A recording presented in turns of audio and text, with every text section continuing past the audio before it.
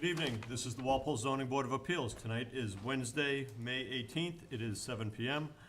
And we have a continuation case for tonight. And I'm going to just take the first one in order because the applicant has asked for a continuance for case number 22-4. This is the clock tower at 140 Washington Street for a special permit for allowing a mixed use with 6 units and commercial on the first floor. So the applicant has asked for a continuance on that.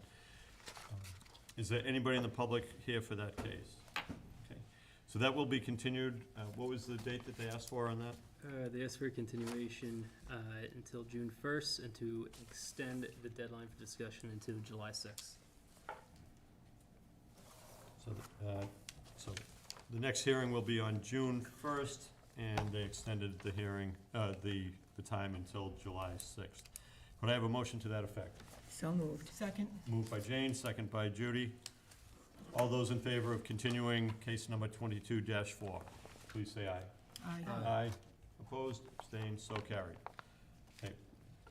And next one we're gonna take tonight is, this is a continuance for case number 22-6 for 1079 West Street. This is for a in-law suite that has already been constructed and now looking to make an addition on that. So, we went through this last time and we had some questions on the numbers. Now,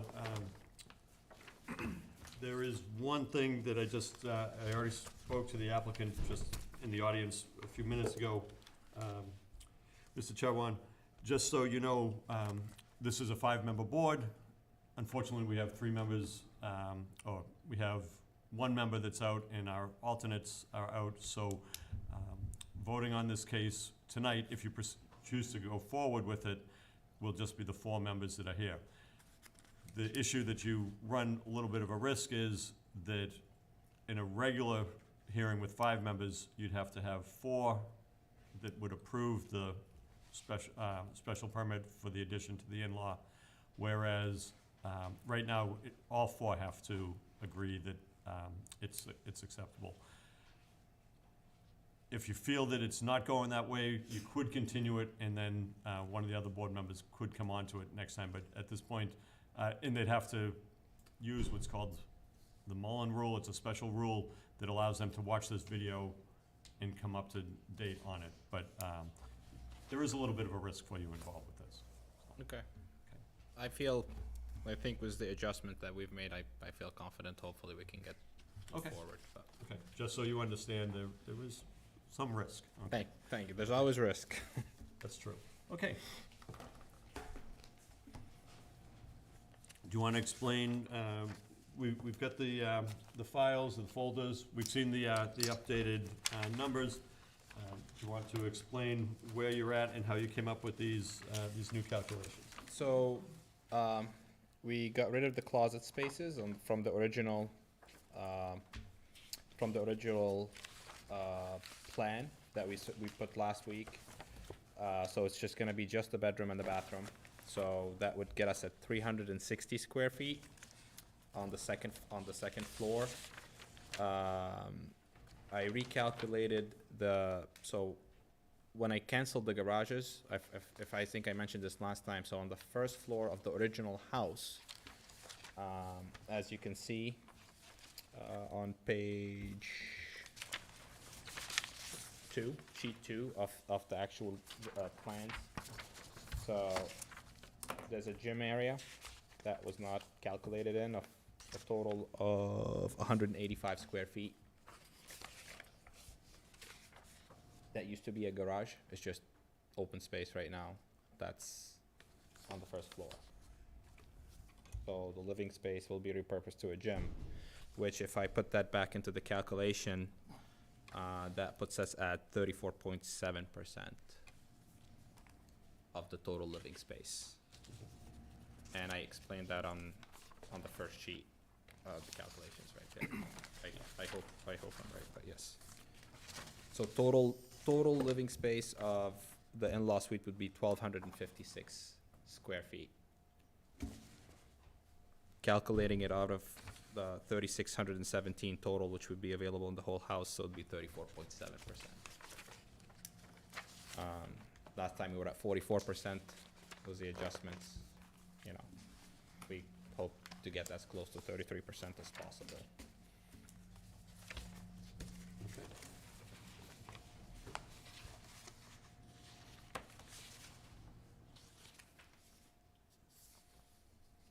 Anything else that we can get back to you as, does any board members have questions? Okay, Judy? Sir, through the chairman, this gym space that you're calling a gym space, is it heated? No. It's gonna get refinished, all of it. So this isn't really a space yet. It is, it's drywalled, it's finished space, but there's no heat in it. Okay, The idea is to do the both projects together also. I'm gonna pull a permit, and as you see a wall at the end of the gym, so I'm gonna finish the full basement together. So, right now it's being used as a gym. The back is a mechanics room, and that's unfinished, but that area is actually drywalled and finished up. So I'm gonna take out that wall eventually and pull the full permit and put heat and AC eventually, which is gonna be I wanna do both projects together. So I'm gonna have electricians do upstairs and downstairs all together. But at the moment, to answer your question, no, it's not heated. through you, Mr. Chairman, so you're asking us to grant you a special permit on something that isn't yet counted in the square footage of your house? It's not because it's not heated, but it's finished and drywalled. So, Have you pulled permits for that drywall and finish work that No. you've already started? no, Okay, it was there. It's already drywalled, so I didn't add that drywall. When we closed the gym, so when we closed that garage, that had to be converted to a door and entryway to the other house, because right there, like where you're looking at it at the corner, there's an actual door entryway to the main house. So that's already been done. That was done was the first project. We had to get rid of the garage, get rid of everything inside of it, because it was an actual garage space. So there was that was done at the first project when we did the first edition. okay. On the assessor's page, Mr. Chairman, through you, that space is still considered unfinished and not counted in your total square foot. Correct. So, So, look, Patrick, wait, I'm Okay. having a problem with, you're saying it's livable space, but it's not on record with the town of Walpole as livable space. Correct. So I feel you're putting the cart before the horse to ask us to include something that you feel like you want to do both of them at the same time. Okay. The only reason I'm doing that is because, you know, I just wanna have one project, one electrician, it's a big project, right? So I wanna do them at the same time also. But it is existing, the room is actually existing right now. So I'm not adding a room right now. The space that I wanna finish is gonna be far greater than the 200 square feet that's here. That's 183 square feet. I'm gonna go into the mechanics room and so I'm gonna go into a much larger space. But right now, that's what's available. I'm not claiming that's not available. Yes, but it's not on the assessors. But it's simply because it was a miss, probably, but because we repurposed Well, it last time. If there's no permit for it, there's no reason for them to dig into your basement to see what you did, so. But they asked me to change it, so I had to cancel the garage. I didn't build I had to cancel the garage and repurpose the room based on whatever the board requested last time. Or when I pulled I couldn't have 4 garages, I had to get rid of 1 garage. So the space was already there. And we added 2 garages on the other side. Okay, That's how it was. okay. I have more questions, but I'll defer to anybody else. Go ahead, because Okay. Well, I think you made it clear, I'm really not comfortable you counting it as a space as the homeowner and the town not counting it as a space as yet, to include that in the calculations of what we look for in a in-law apartment. it's a nice idea, I understand what you're trying to do, but again, I think you're putting the cart before the horse, that, you know, you're counting it, you're expecting us to count it, we're expecting you to finish it unless we go through conditioning, but my other concern is, it's still a large in-law apartment. It's, I know what you're saying, it's 30, now it's 34.7, but in my mind, it's not, because I can't count that gym space, just because you're, all of a sudden, you know, you've been using it as a gym, and it's got drywall and studs and walls. Okay. That's where I am with this right now. When I thought you were gonna be creative, I was thinking a little bit differently as far as repurposing some of your home space, but that's my, I still think it's too large. And I can't think of granting an approval on something that you're going to do. I really feel like you should finish what you're gonna do in that basement and then come back with your application for an in-law apartment. Okay. So, but even if I exclude that, from the calculation, the gym is 180, sorry, I'm just looking at the number, 185 square feet. Can I have my phone on? So we'll be talking, sorry, let me just do quick.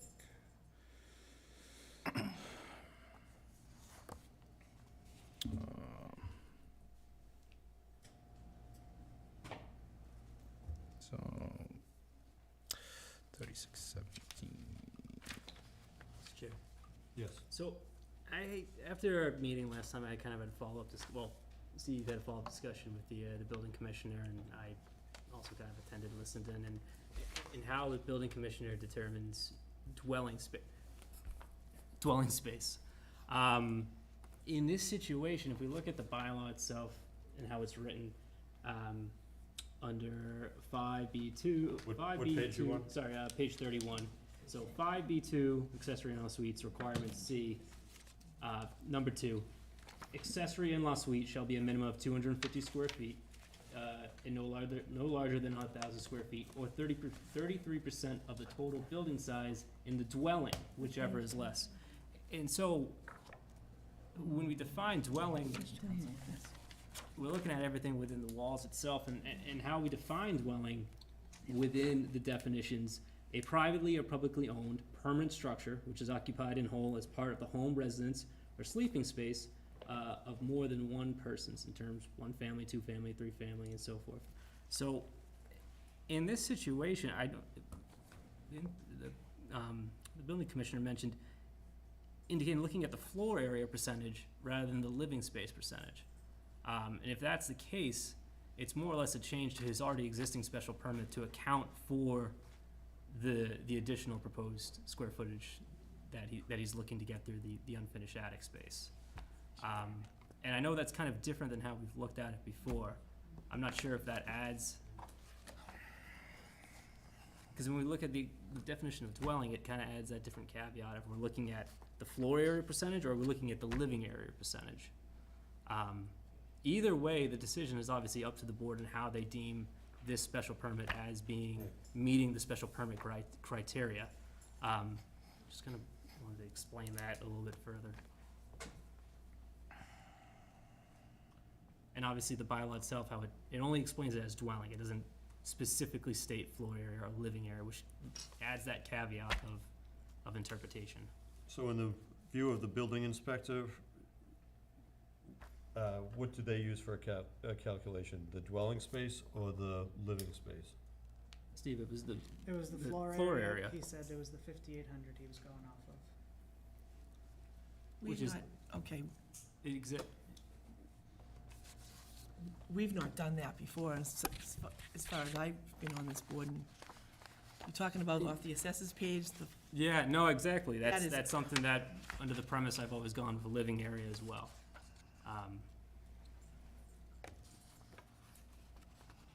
Either way, though, the special permit is still to modify that existing special permit that the applicant has, which was an improved in-law unit of 896 square feet.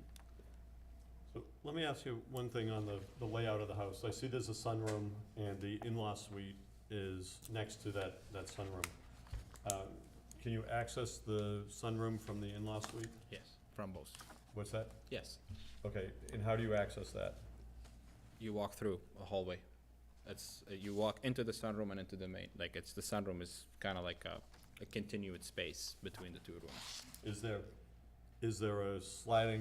a door between the in-law suite and the sunroom? There is a door, yes. And what kind of door is that? At the moment, it's a slider, Like a glass slider? like a glass slider, yeah, like a Big slider gla- doors. Big glass slider? Yeah. Okay. Chairman, can I ask a question? Sure. Since you already have an occupancy permit because people are living there, has the fire department reviewed these plans? Not these, no.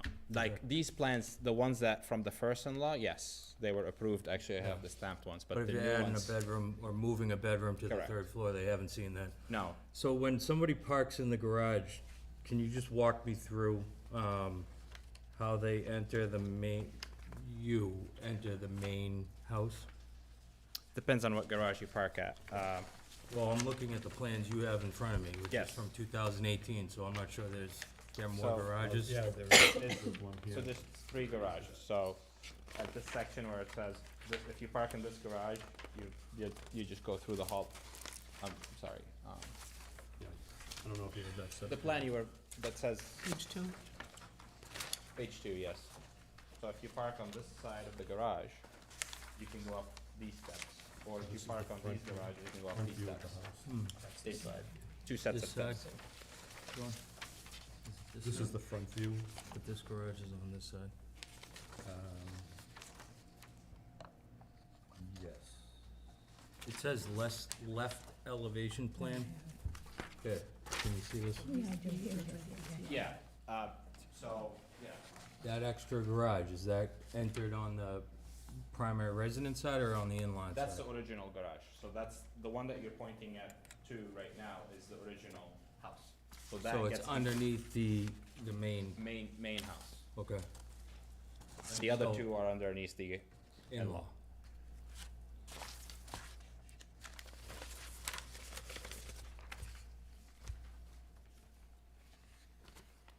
That's all I have, thank you very much.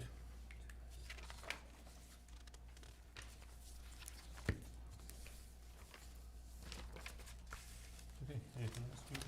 Yeah. So from the main house, how do you get into the in-law? Through the sunroom. Through the sunroom, and that's the slider? Yes. Okay.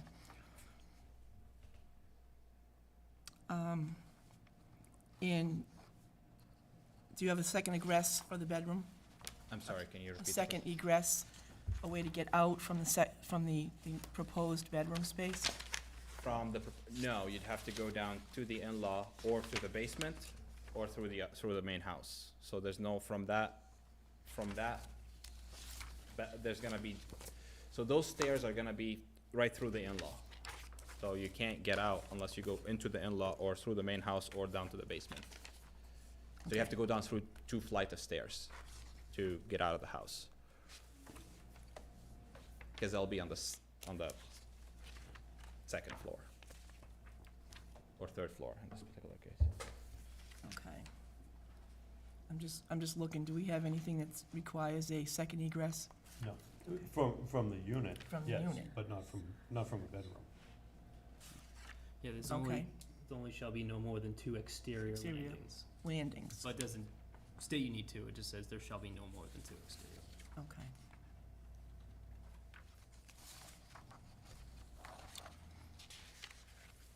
And that sunroom is a 3-season room, It's year-round room? It's year-round room, it's heated and air conditioned. Okay. So oftentimes we look for the connection between the in-law, and I know this is already approved, so just asking, prior approval, I guess that was okay for that doorway to be there without, I wasn't here, so I think you know where I come in on Yes, this. yeah. and, That's why I asked him what kind of door. It's a glass door, you know, normally what we want is a 36 wide opening, but, we haven't seen one like this, and it's already approved. I understand that, I just was Yeah, just so- checking on, Not wild about it, I'm not either, okay. but, you know, I'm not wild about it. It's never closed. It's a big slider So the door. opening between the dining room to the sunroom, that has no door either, or that's a slider? They're both sliders. There's they're sliders just onto open. this sunroom Yeah. thing, okay. We did sliders because we didn't want to lose the space with the doors opening and closed, so it's just opened. Okay.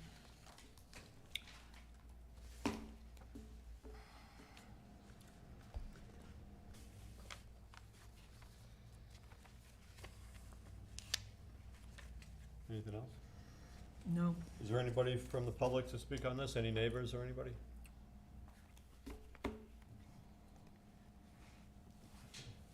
Um, Sure, Mr. O'Leary. Please identify yourself.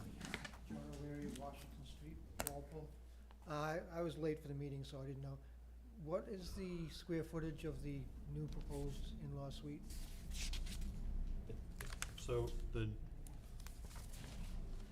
proposed in-law space after the addition will become 1,256 square feet.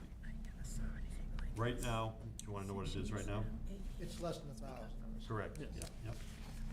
My point is basically, based on the bylaws, you have two limits. You have a maximum of 1,000 or a maximum of 33%, and that's whichever's less. 1,000 is less than 1,200. That seems to be a point considered. Thank you. Mr. Chairman, Yes.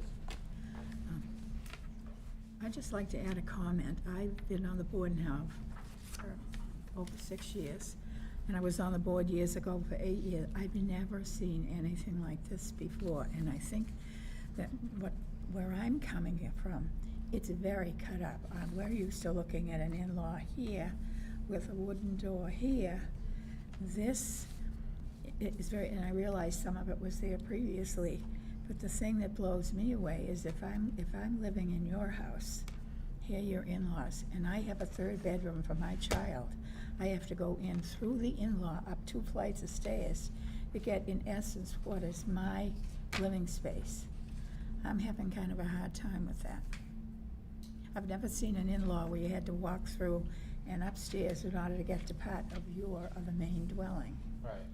Um, But it would be the same if you're on the in-law side and you go to the second floor of the main house. Let's say you're on the first floor of the in-law house, not existing bedroom, and you wanna go to any of the bedrooms in the main house, they're on the second floor on the other house, you have to go around and up to the second side. Yeah.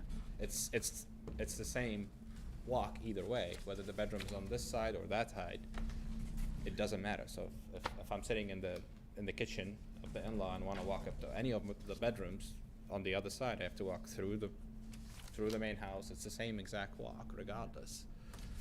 Well, I guess it's just something that I haven't seen before. It's different because you're gonna have It two is. bedrooms, like on 2 floors adjacent, but there's no walkway between them on the top floor. Which if I could actually have a walkway between them on the top floor without doing a landing, I wouldn't be pulling this permit. I would have just gone the other way and finished it based on, it would be accessible from the main house. It wouldn't be part of the in-law.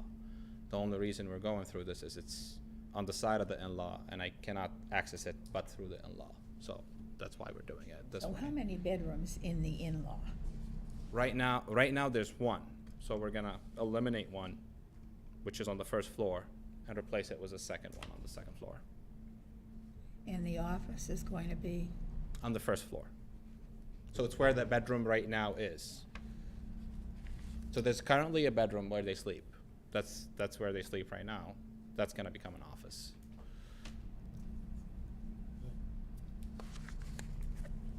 Does that, I don't think, No. does that answer your concerns? I mean, no, not really. It's just, I'm grappling with this. I'm having a hard time thinking of this as an in-law.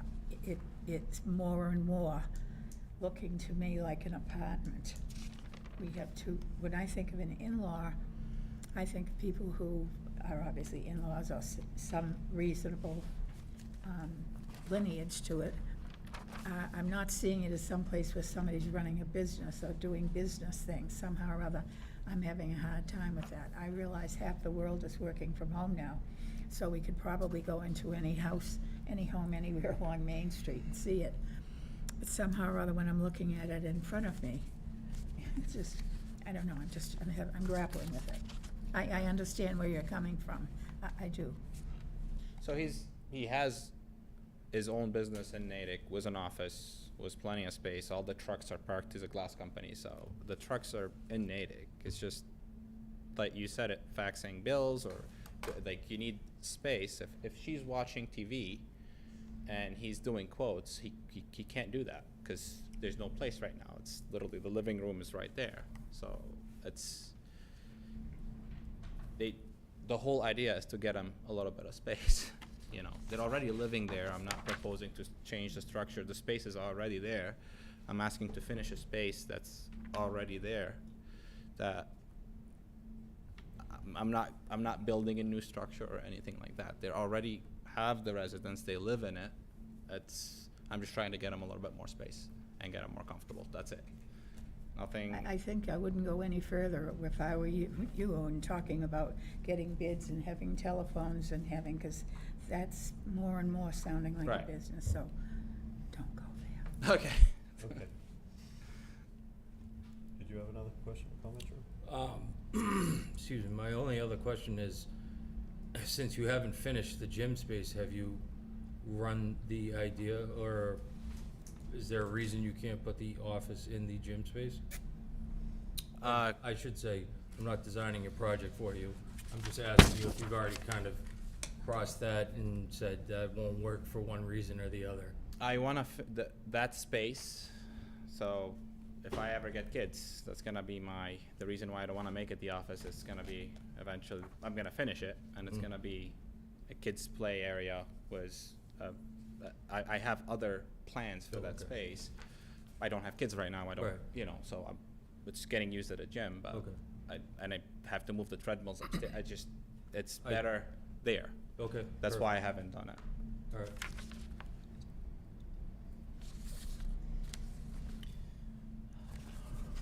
Anything else? Judy? Can we revisit the 33%, 1,000 or whatever's less? Can we, Yeah, I mean, I think that's right in the bylaw. I mean, well, I mean, it's pretty clear. these are his calculations, but as I said, I'm not comfortable with going with a space that's not an officially recognized space. Yeah, You know, I know it's only 183 square feet, but it's still a space. You're trying to count, you're trying to wave the magic wand and make the numbers work. And, I mean, even if unfortunately, to the point, and I came in here thinking this might be easy, it's even coming out over 33%, it's Right. 34%. You know, is it, you know, that's a problem. And it's over 1,000 square feet.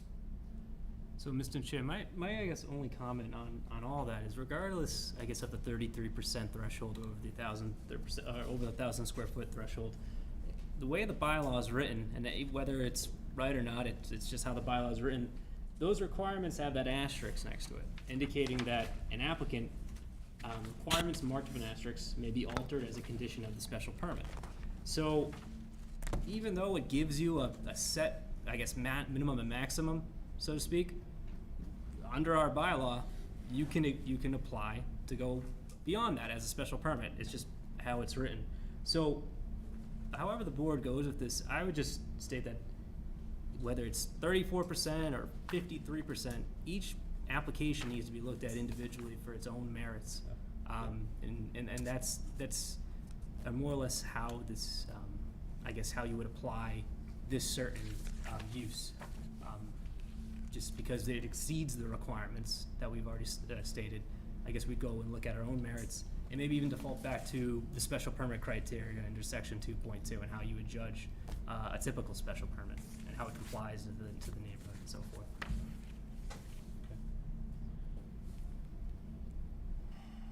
Anything else? Do you have any other questions or comments? So at this point, you can decide whether you want to close the hearing, and the board can vote on it tonight, or if you wanna keep it open, you wanna add some other information, you can do that, but, you know, that's up to you.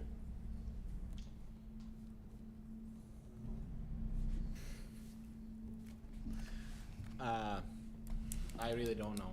So, I don't know what sort of information I could add. The biggest, which I wasn't even aware, I should have read the bylaw a little bit better. I've been trying to go off of what the board suggested last time about looking at living space area, which is, I felt like it was one of the problems that was brought up last time. So, according to the bylaw, it's unclear, and I understand where you're standing from, like, that's how you guys calculate it, or? Yeah, so what you just said is, it's unclear, but that's actually the job of the zoning board. Oh, yeah. Because the zoning board is unlike a lot of other boards where we actually sit and we look at these cases and say, okay, you know, how do we interpret it? In all, Right. members interpret things a little differently. No, I understand, I get that, but, Yeah. um, I know, but I just, understand. I just wanna say again, I'm asking to finish a space that's already existing, and if it wasn't inside of an in-law, it wouldn't be questioned or asked. It's already existing, I'm just trying to finish and drywall an area of my home that is already there for good use. That's how I look at it. I wanted to go through the proper channels, and I wanna make sure, you know, whatever I do, my intentions was not to actually have space that's undisclosed to the town assessor. That's not my intentions at all. That's why I'm here, and, you know, we're doing things the right way. It is, I think it's a case by case, like, you know, Patrick had mentioned, you know, if it's 1,000 square foot home or a 10,000 square feet home, the bylaw kinda, that's where it comes to your discretion. So I just urge the board that I'm asking for an addition that's not altering the outside of the home at all. It's space that's already existing. I just wanna finish it and utilize it inside the home already. So we can go through the hearing and go for the vote. If not, I have other options. I can finish that space where either I cancel the in-law and cancel the stove, or, which we don't, we don't need, or put a third landing up top, which would be just more costly to myself. And I'm gonna finish the space. I can add a landing on the outside and have an access from the main house, and I wouldn't have it through the in-law, on top of the front entrance. But it's there, it's the most efficient, it's getting used by them, so please take that into consideration, and then, we'll close the meeting and see how you guys vote. Okay? Okay. Mr. Chairman, Yeah. could I just make one statement? I know we're not supposed to redesign for you, but when You this, don't wanna do that. I don't wanna do that. But I'm gonna say something, okay? I gave you an example of one we passed down in South Walpole. And we told them to go back and be a little more creative with the walls. And what they did was they used the first floor space that was gonna be the in-law, and they knocked down a wall and absorbed part of the in-law into the primary home. I can't do that though, because it's on a different foundation. So I can't knock down that wall, because then I'd get I wish I could. I wouldn't need the in-law at that point in time. It's already adjacent. It's not, I can take out a wall and access it. So the only access is through the sunroom, and half of it is a stairway and the rest is a door. So I cannot repurpose that way. I wish I could. I would have done it, believe me. It's just from the limitation of how it's built. There's a stairway up and a glass door, so I can't alter a wall at that point in time. The only thing I could alter is the original living space of the house, which is just there. Which I'm gonna do. I really am gonna do it. So there's no common wall between your existing dining room and the living room in the There is, in-law. but there's a stairway, so,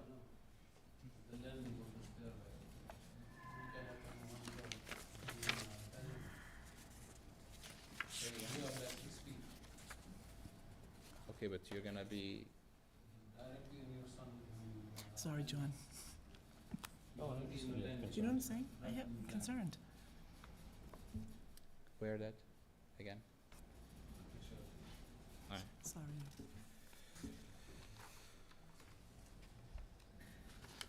Yeah, from my dining room, yeah.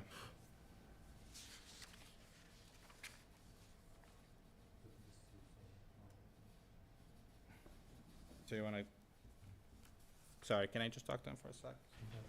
Said that once, said that again. In my other life, I wanted to be an architect. I did. I used to draw floor plans when I was like 10 years old. You used to what? Draw floor plans.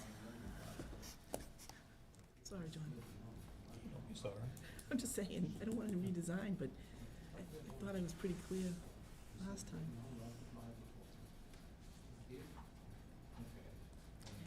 My girlfriends were drawing rivers and lakes and beaches, and I drew floor plans.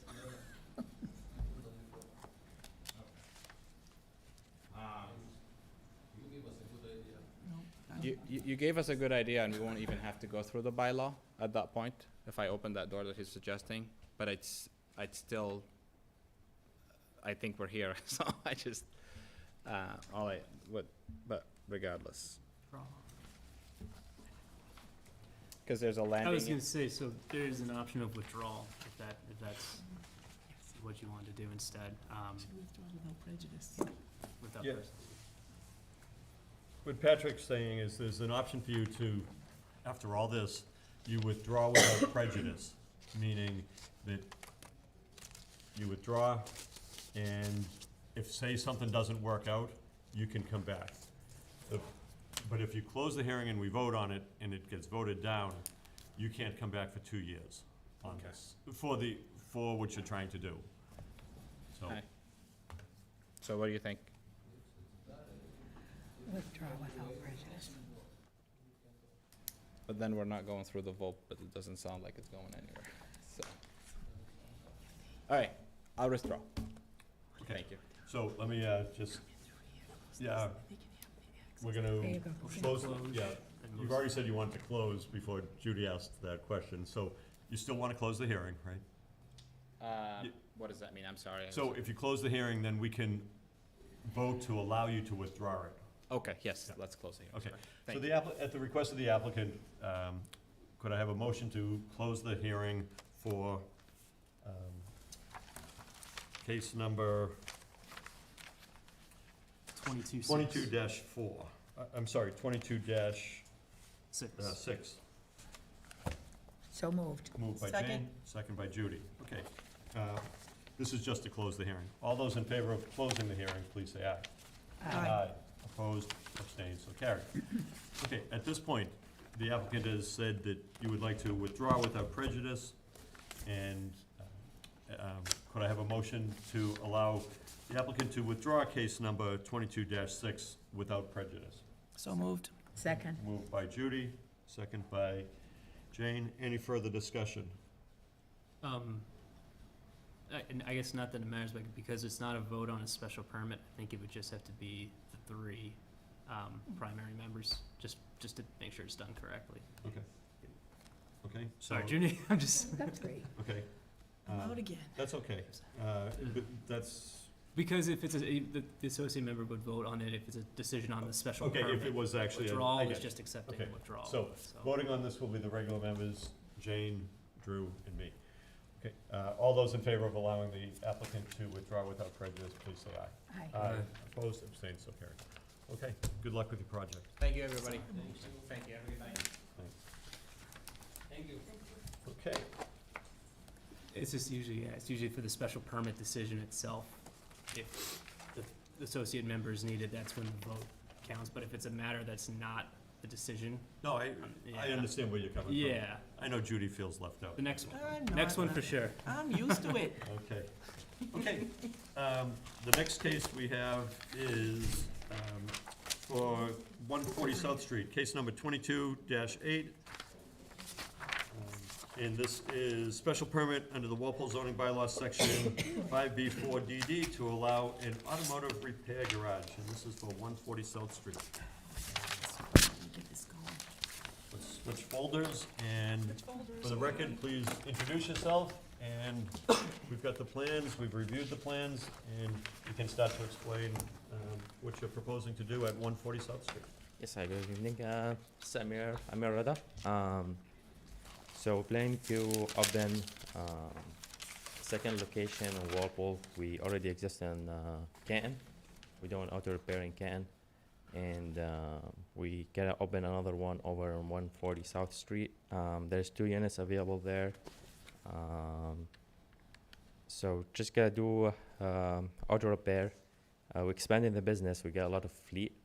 So we're probably mainly gonna do just fleet service there. We install and maintenance school bus on the small cars, basically minivans, small cars. We equip them with school bus signs and all the equipment.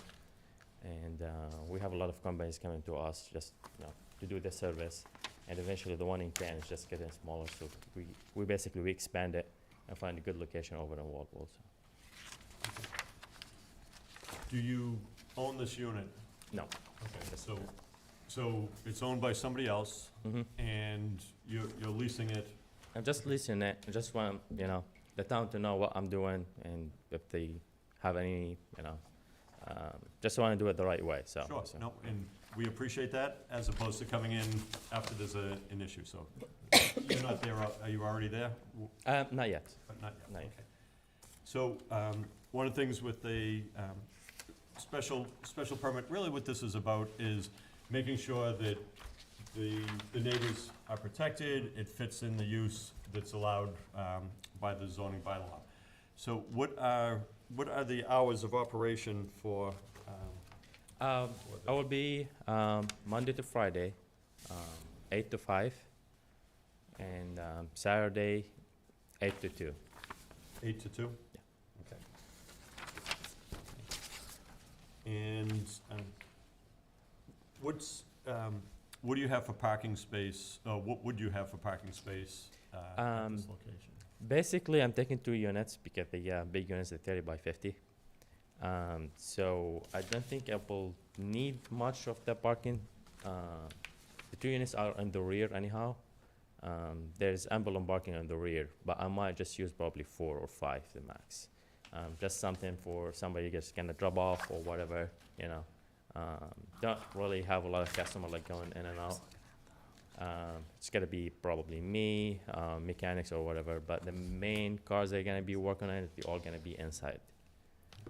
I believe one of the units has 8 or 9 cars already on them they're using for storage. So I don't really gonna use any parking space, especially in the front, because both units are in the rear, so everybody's just gonna park in the rear. So, is this are you asking for a special permit for 2 of the units, or just 1? How many units are you going to be leasing? 2. 2, okay.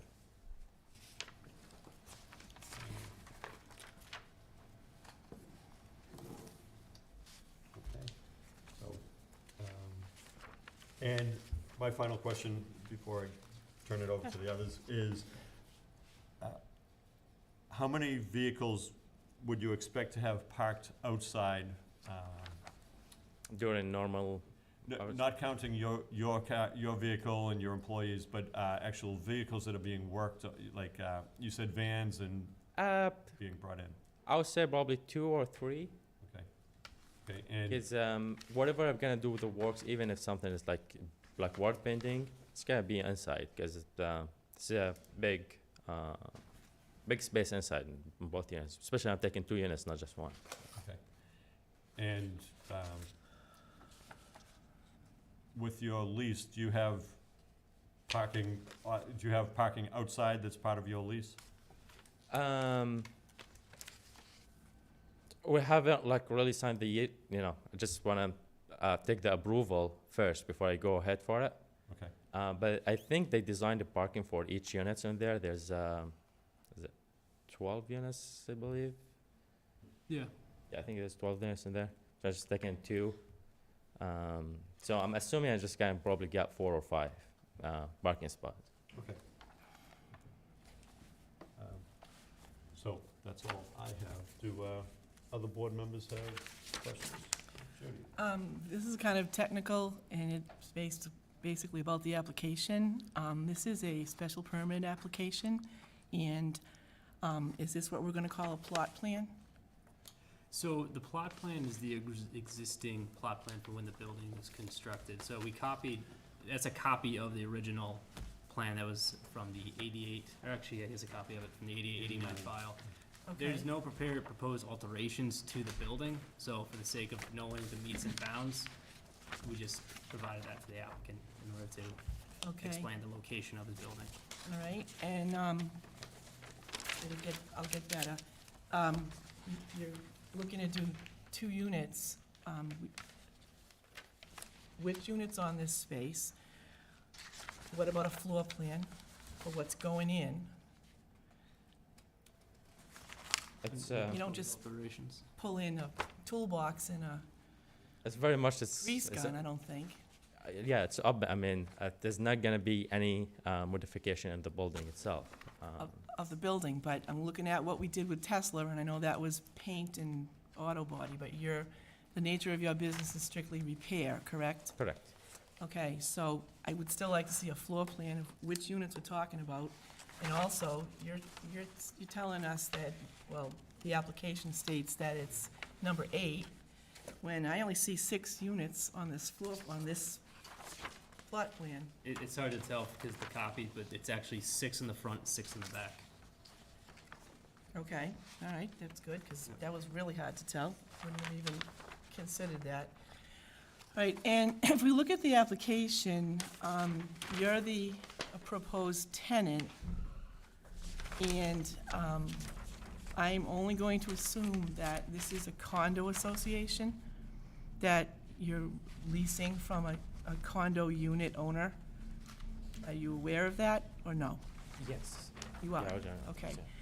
So, I lived with a condo association for over 35 years, and it's always been made very clear to me that the applicant needs to be the condo association with the unit owner.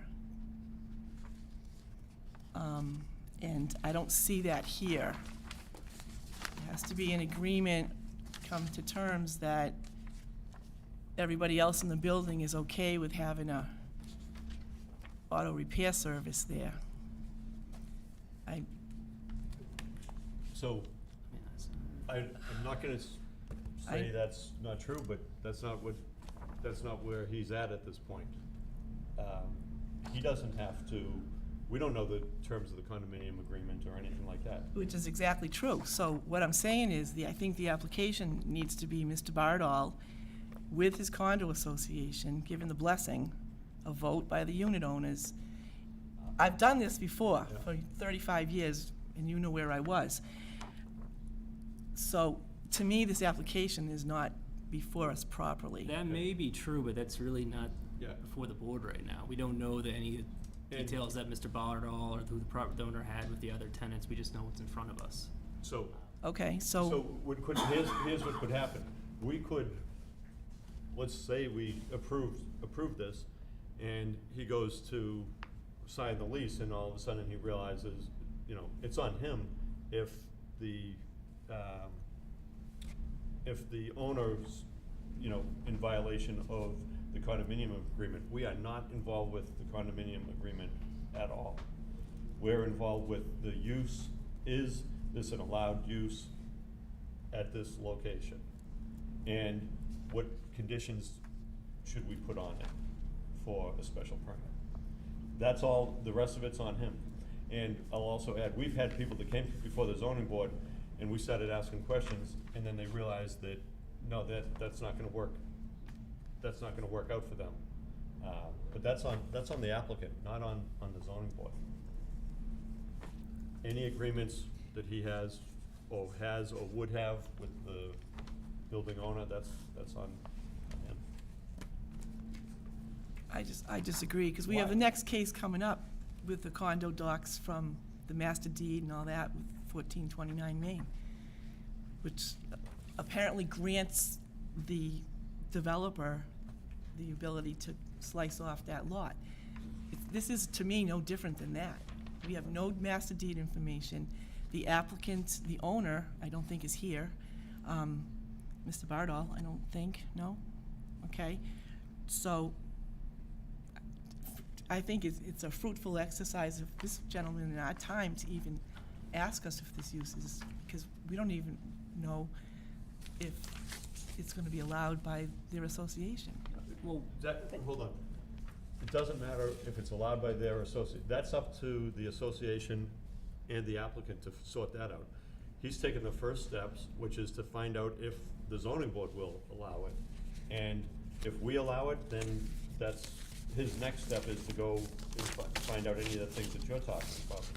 But I mean, I'm sorry, it's just kind of like a proposal for him. Like if you say, listen, the board, they said it's okay to whatever, do this business in here. And then this is just gonna move to the next step and just saying, I can do this kind of business in here, and then, just to start to see what the next step will be, whether they agree or not after. Mr. Chairman, yes. so if I understand this now, we're to approve this. It could not come back on us in any way. You put something in front of us, we approve or we don't approve.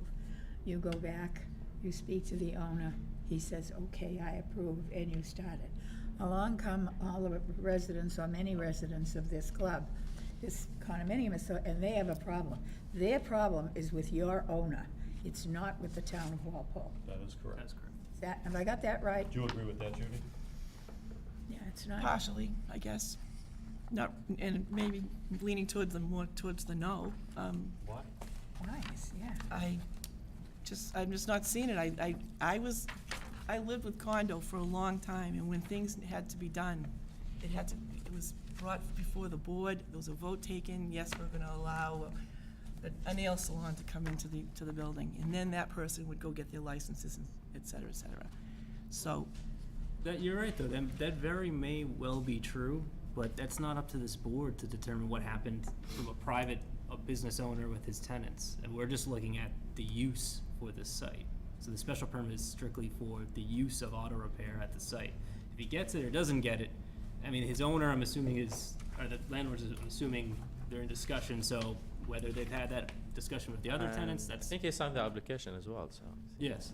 So, yeah, James Bardall has signed the I application. understand Mr. Bardell signed the Yeah. application. I- But this, and I looked at the abutter list, and there's a huge difference between abutters and owners.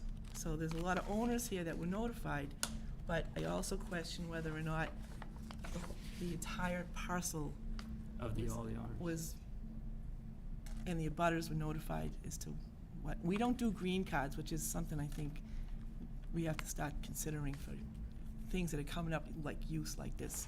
We get the letter, it says it's a public hearing, as an abutter or an abutter, direct abutter, or 300-foot abutter. So we have no way of knowing if anybody, the way sometimes the mail delivery is, that everybody got notified. Yeah. But anyway, that's a That is out of our process, that's a control, separate thing. But- But as but- far, Let me ask this, are there any abutters here to speak on this tonight? Okay. Do you hear what we're talking about as far as? Absolutely, but I'm not gonna agree or disagree with it right now. It's just a matter of whether or not you should, why am I telling you, that's your part. No, so are you, There's a are you complaint. My issue is with the use of the property, and it is an automotive repair shop instead of light industrial, which it's known for currently. They've been trying to, not they, you guys, I have nothing against you guys trying to make a living. right, But as far as that lot and 120 South Street, which is directly across from mine, I drew one action for 113 South Street, and they've been trying to, they have been,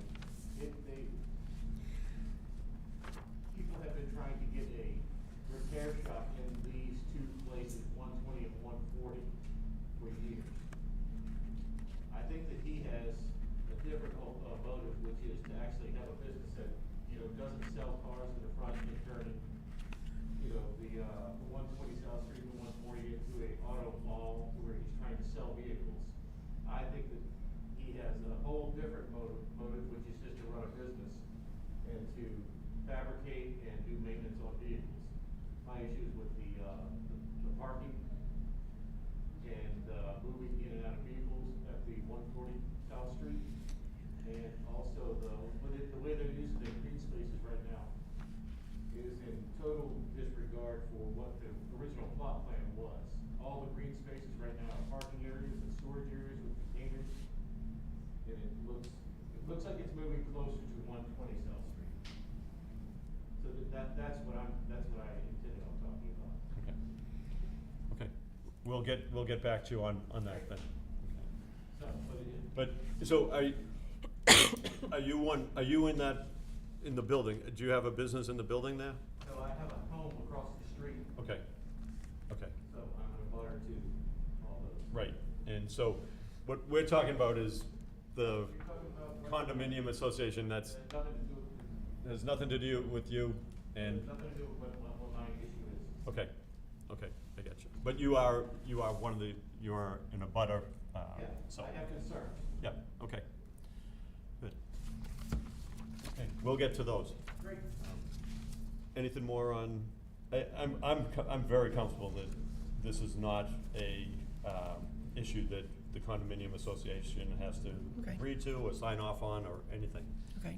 Drew, I have a couple comments. okay? Is there department comments? Sorry, Yeah. this is, 'cause it kind of leads to one of my questions. Can you just go into a little more detail on what exactly the work is that you do? Is it mechanical, is it auto body, is it all of the above, is it car detailing? No, as I explained before, it's mainly fleet service, kind of like electrical. We do the school bus installation, we call it 7D in Massachusetts. So we got these small cars, it's just regular cars, minivans, nothing that go over 7 passengers. Not the big yellow school Not a big buses. yellow, Okay. definitely not a big yellow, nothing like a diesel or anything, you know, just we bought the signs and we do all the The electrical sign, stuff. when you on say it. signs, you mean signs on top of the vehicles? Yeah, they call it foldable sign, Right. let's go up and down. So you specialize in sort of the electronic portions of vehicles? Yeah, Okay.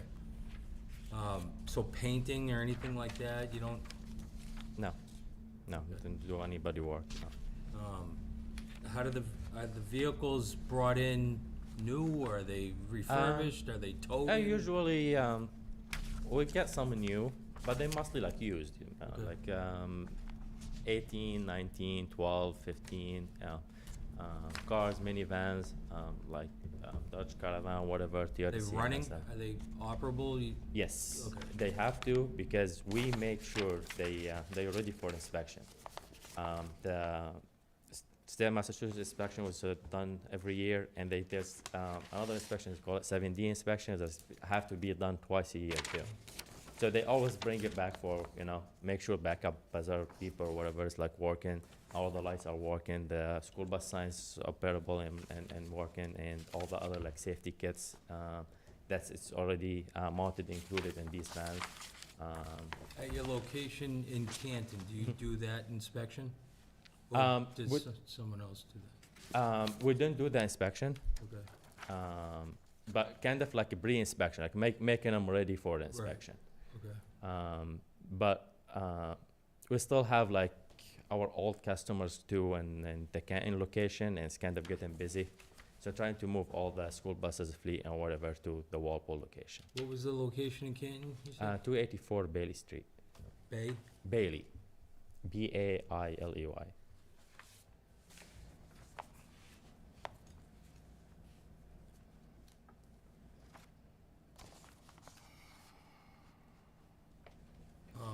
So no work is conducted outside of this building? I don't feel like I have to do any work out there when I get like, you know, 30 by 50, huge big inside.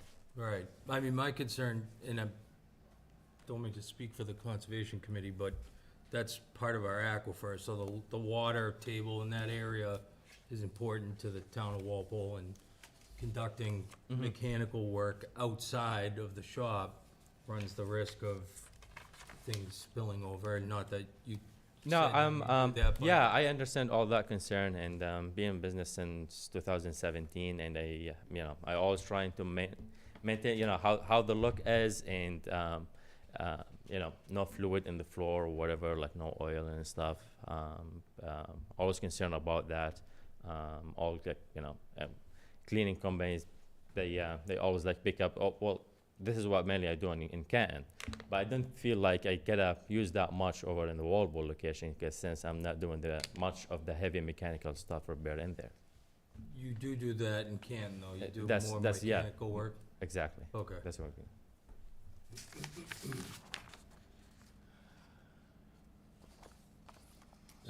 That's all I had, thank you. Anybody else? Any questions? I saw that, I just wanted him to read it into the record. Judy, go ahead. Okay, I'll get over the abutter thing and the condo thing. So now I'm gonna go to the original condition, the original decision by a prior zoning board that conditioned the site plan approval,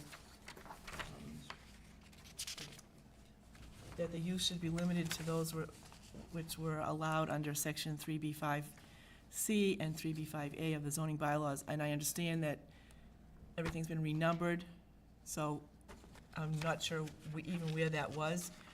But on number 2 on the conditions, it says, "The use shall be limited to those allowed in the limited manufacturing district for office uses and warehouse uses in accordance with section 3B5C." So whatever our limitations are that were placed on this property in 1988, they were clear on what they wanted the building to be used as. Office space and warehouse use. And I understand this is a special permit, so it's allowed by special permit. But to me, an auto repair kind of deviates from what's allowed in limited manufacturing and warehouse.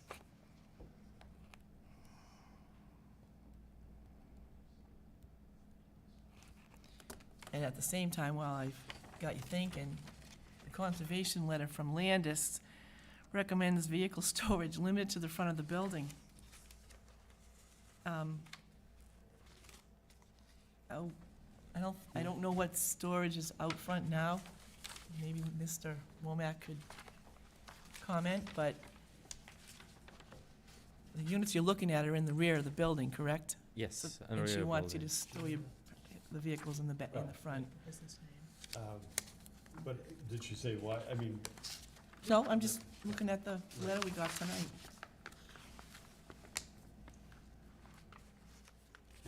but Patrick, in my folder, I don't have any letter, I don't have any of the This town was on our comments. desk I tonight. think it was printed out today, so it's That actually, one it may not be in Yeah. the actual I just project signed folder, it. but, Oh, I Do we have didn't see anything from engineering or anybody else? yeah, that should have been in your, the red folder Steve gave. Oh, yeah. I got the end Done. of that. I think so you gave actually a folder of everything besides the project folder Yeah, it says John on it. It should be red. to the, Yeah. Okay. Yeah, that was the one. Okay, that's cool.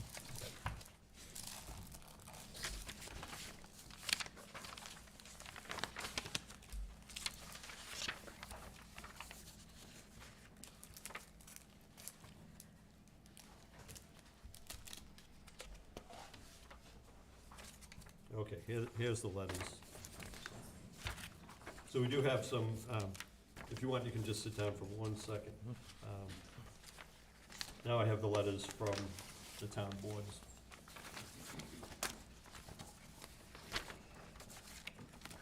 So the first one we have is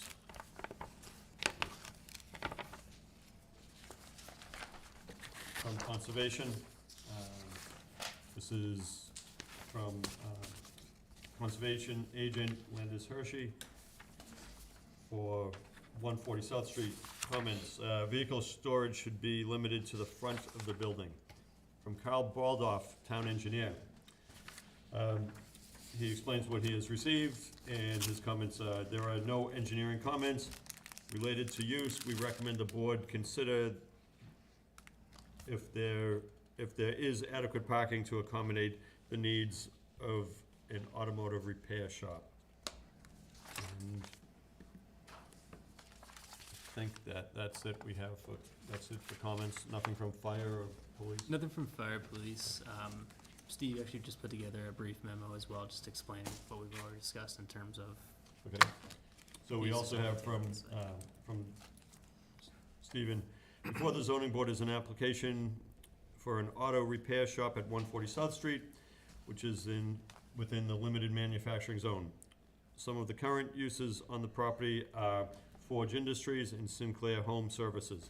There are no existing special permits on record for 140 South Street that allow for the use of an auto repair facility as defined under section 5B4DD of the zoning bylaws, for which the applicant is applying. The applicant has not proposed any changes to the site or the exterior of the building. So, thank you, Stephen.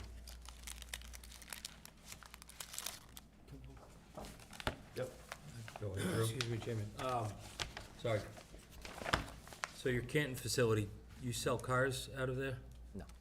Your website, is this, This actually, when I have to update it, this one I opened first in Quincy. okay, This is how I haven't changed the name yet. but you don't plan to sell No. cars out of this No. facility? No. Okay. And then storage of any sort of hazardous material, whether it be AC, Freon or oils or anything like that, you won't have that on the property? No. So we can condition that if, Yeah, Okay. no. that's all right, thank you. Okay. Oh, sorry, one other thing. Tires. If a school van Mhm. needs tires, would you be able to do that there? Usually have account with Town Fair Tires, with this, and Wallbolt too. Okay, And this is what I do in Canton too. I don't have tire machine or any, like dealing with fixing tires or whatever. And worst case scenario, I just take the car, drive it over there, drop it for service, and pick it up when it's done. so you and won't be give it to the storing customer. tires outside of this facility? Okay. Thank you. Anybody else before I open it up to the public? I might have a question too. Sure. I don't really think I need like a big fancy sign or whatever, but if there's any requirement from the town for like special permit for a sign. Yes, Okay. there's a sign So- permit, Mhm. and,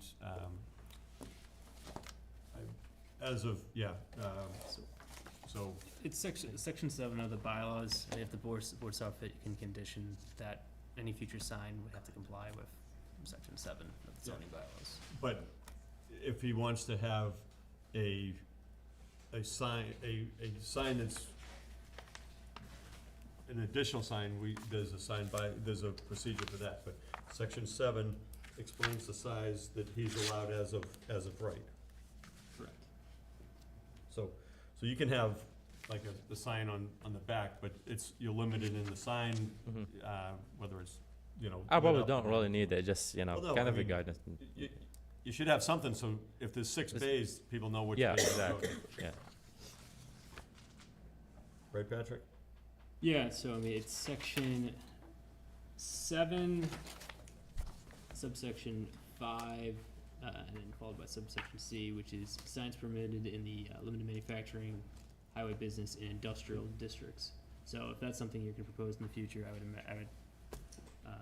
I guess suggest a condition based upon following the compliance of section 7.5C. I don't even think we need to say that, No, because he's gonna, He has to, he has to, Yeah. right? Exactly.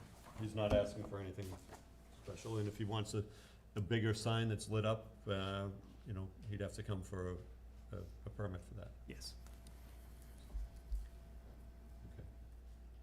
Does that answer your question about the sign?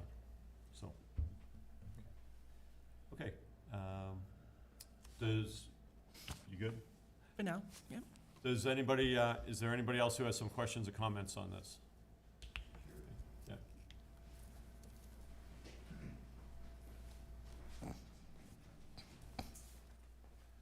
Hi, I'm Drew Womack, 113 South Street. I have some issues with the in and out, the parking and storage on the area. First of all, can I address? No, you, Okay. you address the board, but. Perfect, that's why I didn't do it? Yeah. Okay, So you address the board, and then he can listen, obviously, and then I can ask him, if appropriate, to answer the question. Perfect. Now, they're asking for a right to run a repair shop. Wouldn't that be more of a fabrication shop that they're working on? My understanding from when you addressed him, and he said that he wouldn't be doing engine work, transmission work, doing brakes, tires, and stuff like that, that it's not really a repair shop. He's outfitting currently available vehicles to be outfitted as school buses and, leased or sold or whatever and sold to school bus suppliers and stuff like that. So for people to be able to use to run routes for special ed people that have been displaced and, smaller buses for rural routes and things like that. I don't really think that that is the same thing that we're all talking about as a repair shop, so to speak. Maybe it is, maybe it isn't, that's for you guys to decide. And as far as worried about having oil and stuff like that, Sinclair Oil is right there. Sinclair Home Services has their big trucks sitting there all the time, full of oil right next to that. So that is one of my issues with the property itself, which is that it's not being used correctly. Half of the green spaces that they have on that property just have cars parked on them all the day. And now they have storage containers lined up and pallets lined up, and it's a real mess. Along the back of the row, along where the walking area is, that we took so much time to make nice. They have abandoned trailers, just like they had over at 120 South Street, and now it's over at 140 South Street. And Mack trucks and just abandoned vehicles and trucks all lining that back of that road. I went and took a walk there this morning to make sure I wasn't overreacting. They don't use the parking spaces that they have. They've created on all the green spaces new parking lots and new parking areas, instead of using the parking as it was described in the plot plan. So I just wanted to see if we could get the space to be used as it was designed or as intended before we started moving new things into it. I don't believe that. I mean, they actually do have a truck sitting out front with a for sale sign on it right now for one of the companies that's in the building right now. So it's in disrepair. If you've ever been by it, you can go by and look at it, that's fine, but I don't really have a problem with the auto repair shop being there. I just don't want it to become an auto sales area and then have overflow go over to the parking lot across the street from my house, and then that become a new sales area, and then they have a used car lot across the street. And there we have to live. Okay, that's all I have. Any other questions? At all? So, this is a little bit of a comment, and I definitely understand your concerns, and it bothers me when project was approved, Yeah. particularly this was approved back in 1988 or so, and then we find out years later, well, they're not really living up to what was approved. And by the way, it's nothing about the gentleman behind you. Oh, That's not about him at all. Darn thing. Right. So that actually becomes an enforcement issue. Uh-huh. And I think I agree with you. I've walked that path behind the old track bed. Yep. And some places are nice, and then you come to stuff that doesn't look so nice. Yep. And so that's an enforcement issue. And I would recommend that you reach out to the building inspector and just say, hey, this is not being, done as it's supposed to be done in the special permit that was issued. And we have a copy of it right here. We know exactly what, the conditions were supposed to be. Okay. So, it's up to you if you wanna do that. I want to get a copy of that so I can actually have it to Yeah, send we it can forward, give you, but, we can give you a copy of that tonight. Yeah, that's more my issue is with the property and how it's being used. I have a copy of that. Appreciate that. So, the other thing is, one of the things that the zoning board can do is, with a special permit, we can condition things, that's why I asked about the hours of operation. We can condition, the number of vehicles that would be parked outside, although it doesn't seem like that's an issue, at least right now, with this applicant. And then. I don't think it would be if he is truthful with what he's saying, that he has 4 to 5, maybe 6 vehicles. He has 3 in the, 3 parked outside and 3 in the bays. I mean, that's still, Yep. I think that it has plenty of room for that. And then the other thing is, we could say as a condition, no vehicles for sale on, on the site. I think that that would be one of the things that I would request, and I do. Good. All right, anything else? Okay, Thank you. thank you for your comments. Okay. Anybody else have comments? Jane, how are you feeling about this? I'm all set. Okay. Drew, anything else? No. The other thing to answer, I think it was your question, as far as, is this automotive repair?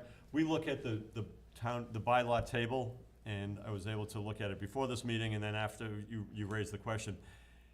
What would you classify this as? We're not gonna find something that says conversion of, into small capacity student buses or something like that. It's not gonna be in the bylaw.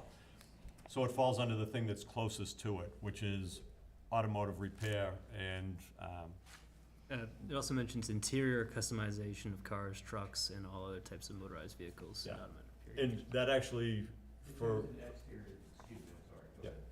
for zoning stuff, that's about as close as we're going to get. So I think it does fall under automotive repair. That is the correct term for what we're looking at tonight. Okay. Judy? Mr. Chairman, so if we grant this use and this gentleman ends up with a lease and then 2-3 years from now he disappears, does the use stay? So some other real service engine repair transmission company can come in and lease the same space, because we've already granted a special permit to the property or the So, units. No, I think what we're gonna do is, at least I would say, we're going to grant it to these 2 units at the property, because it is their individual units. Correct, but if this gentleman's Right, business if he- only lasts He's 3 successful. years. He's super successful, and he moves on to a bigger place, Correct. right, in Walpole, hopefully. It would, the special permit it's with the property. Okay, so some other owner, lessee, who comes in and wants to do full engine repair, transmissions, brake lines, and tire replacements, they'll be allowed to do that in those 2 units, because it stays with the, It stays with it. Property. Patrick, do you disagree with that? It does, and usually the conditions would stay with the property as well. So the conditions of that special permit would stay with the property. So, yeah, that's, okay, so what could be a nice electrical, put lights on school buses business could, down the line, become a full-out, I'm just like thinking, like if I found like a 3rd unit in the same building in there, do I still need a special permit for it, or just like it's gonna be for? yeah, I think you'd have to come back and, I was gonna say, if you specifically put it towards unit 8 and 9, then I guess we'd have to come back and modify your special permit to encompass an additional unit. If you keep it with the property, no. But if you, I don't wanna Sorry. keep it with the property. I Yeah. want it for these two units. Okay. Very clearly, Mhm. these 2 units. At least that's. well, I guess that's my point. So, good luck with the business, but if you decide you need bigger and better space and you leave, then 8 and 9, unit 8 and 9 can forever be available to somebody coming in with a full engine, transmission, brake line, oil change business. No, because I think in the special permit, what we would say is, it's a special permit for, and we outline what he's doing there. So it's for, conversion of vehicles, so it allows his activity, not any. But But Patrick just mentioned, and you mentioned, we can't fine tune it and say, you know, installing lights on school buses. Well, what we can say is, you know, not, not general automotive repairs. It's not, he's not doing general automotive repairs, he's doing modifications of vehicles. I mean, I would recommend if, you know, if size and capacity is an issue, if you condition based upon the parking, first thing for exterior parking, and possibly condition, if you wanna do that, the inside is compliant with all building and fire safety codes. Well, that or goes such. without- That goes without saying, without saying. exactly, When so, you but that say covers. Judy's point is, and we don't want to open up Pandora's box, as they Yeah. say, allowing, automotive repair at the site, particularly where it's something that I think the previous zoning board wanted to avoid. Mhm. They didn't say it can't be done, but they had targeted uses back when it was done. So, it also keeps in mind that right across the street is residential, and there's quite a bit of residential area right around there. So, I think the way to protect it is that we craft a special if we approve it, we Mhm. craft a special permit that is specifically for this type of automotive repair. How about just saying no vehicle maintenance? Would that not do it? Do you do vehicle maintenance? I mean, something related to probably electrical stuff or whatever, like if I'd say, So mainly electrical. yeah, very much, yes. Well, So we could say yeah, no, vehicle uh, maintenance other than electrical. and the intent is for his use. Yeah. Yeah, we could do that.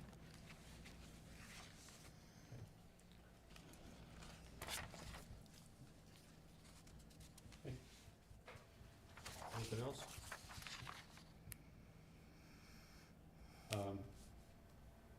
Also, so one of the things, and I said this to the previous applicant, if you decide to close the hearing tonight, which, that's up to you, you do have a 4-member board tonight, and you'll need a unanimous vote where if we had all 5 members here, you could, to pass, it would take 4 out of 5 votes to pass.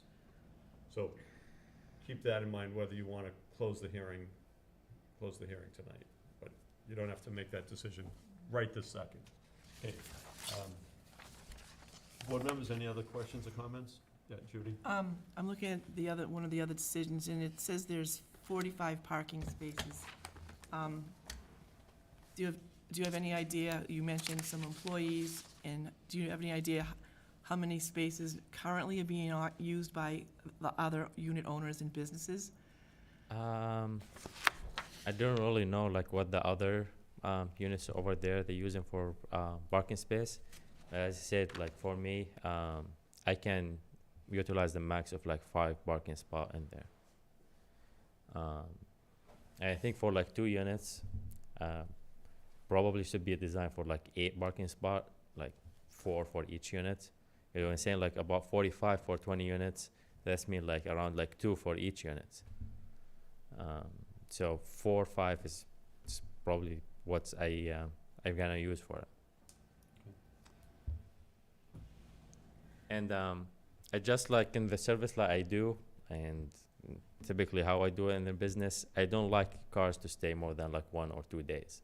Like I get it, drop it off, make it done the same day. That's it. So there's no need for a vehicle storage unless if somebody gets, at night or whatever after business hours, if you want to drop off a car in there or stuff, so I can take it next day. Okay. Good. Any other final comments from the, anybody or butters? Yes, Mr. O'Leary. I know you're planning, John O'Leary, Washington Street, Walpole. I know you're planning on doing conditions, and you were mentioning limiting it to like electrical things. I'm not sure if I understand exactly what is job is, but I'm assuming he might be involved with like putting the light bars on top of the vehicles, and on whether that would be considered electrical. I wouldn't want to exclude something that he does through your conditions by mistake. Thank you. So let me just, I can ask him that question. Is that what you do? You put light bars on top of the vehicles, or? No, it's kind of like a pre-designed school bus sign. This has two flashing lights in there. There's no other extras in there, because as far as you know, it's like only one design. And I still have two. Like I have these signs too, so they came with the whole package. But it's only like basically school sign, and there's two flashing lights on top. Okay, but I mean, are they installed, do you do Through the installation? Mr. O'Leary, onto- through the chair, Yeah, just, Yes. so what's the question, and he'll hear it, yeah. Do you actually do the installation of this, the lights onto the vehicle, or is it already done when you get it to do your work? No, I do the installation. So they So- come in just like a regular car, and just do the installation of the light, the sign, backup paper, and. So I guess my question would be, is that considered electrical work, or would that interfere with his, being able to do that portion of his job? Thank you. Okay, thanks. You guys good? I'm good. You good? Okay, at this point, you can request to close the hearing, but do keep in mind that you're gonna need a unanimous, board decision. If you keep it open, what would happen is, we could have another board member watch this video, and then, at another hearing, they would take the vote, and, we would have the vote, and you'd only need 4 out of 5, but right now you need 4 out of 4. I would like to take 5 of 5, but no, I will go and close the hearing. You wanna close the hearing? Yeah. Okay. Okay, so, this is just to close the hearing. At the request of the applicant, could I have a motion to close case number 22 what are we? 22-8, or 140 South Street. So moved. Moved by Jane, Second. second by Drew. Okay. Any further discussion on closing the hearing? Okay. All those in favor of closing the hearing, please say aye. Aye. Opposed? Abstained? So carried. Okay, so the hearing's closed. Okay. Now, the board can deliberate and do, how are you feeling on it? You're not in favor of it? No, I think there's a lot of unanswered questions regarding parking, regarding future use of the space by some other person coming in. I have issues with the condo association, which I know you say doesn't belong here, but I believe it does. And I think it's going away from the original decision of limited manufacturing use for the space is what, and I'm not sure how long this resident has lived across the way, maybe for quite a bit, but I think it's a change of use from the original decision, and I'm probably gonna be told that's a moot point at this time, but that's how I feel. No, I'm not I kinda gonna say made, that. I kinda made that kinda clear when I was talking about change of use. I'm just not comfortable with conditioning it, because if this gentleman's business is not successful, I don't know how fine-tuned you're gonna be able to get his business to be there. And I don't know if that's spot zoning, I don't know if that's the right word.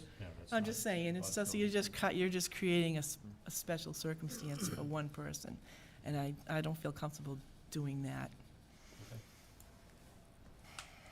Okay.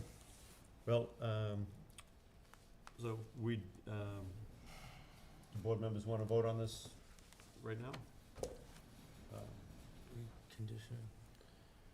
Yeah, so, what we can do is, talk about conditions on this, and I already asked about the conditions for hours of operation, which is Monday through Friday, 8 to 5, and Saturdays, 8 to 2, so that would be condition number 1.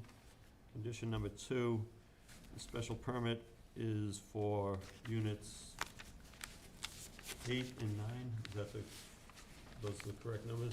Units 8 and 9? 8 and 9. Yeah. What, 8 and 9? Okay.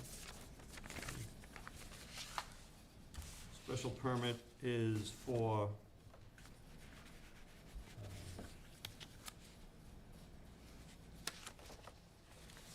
and I wanna get the wording for what he does for work.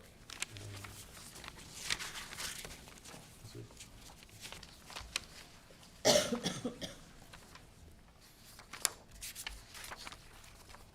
In the application. The application solely says auto repair, Mr. Chair. And we're not gonna say for auto repair, that's what we're not gonna say. Special permit is for Wait a minute. No.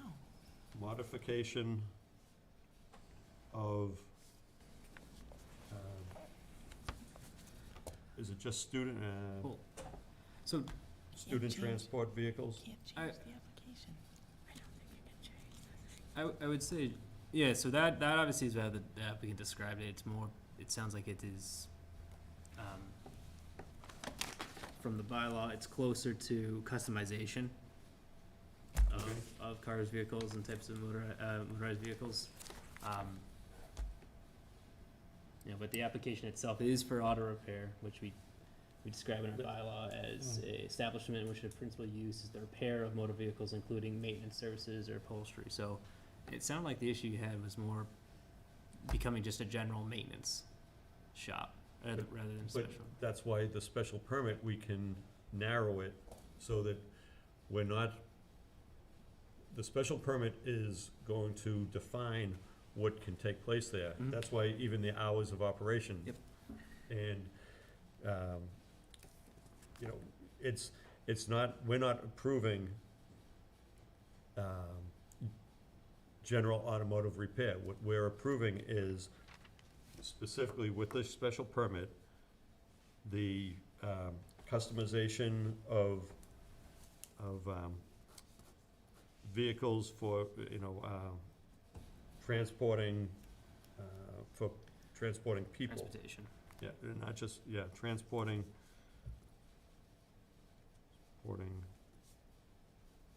people, so that gets out of just tractor-trailer transport.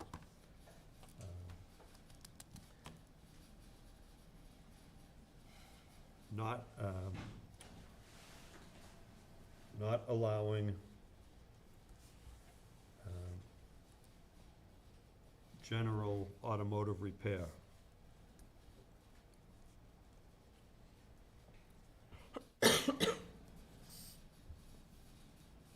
Anybody else wanna add something to that? No auto sales.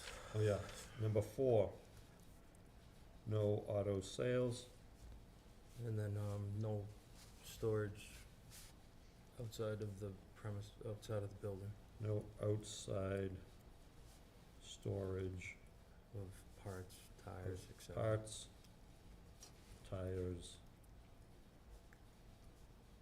and, yeah, associated materials.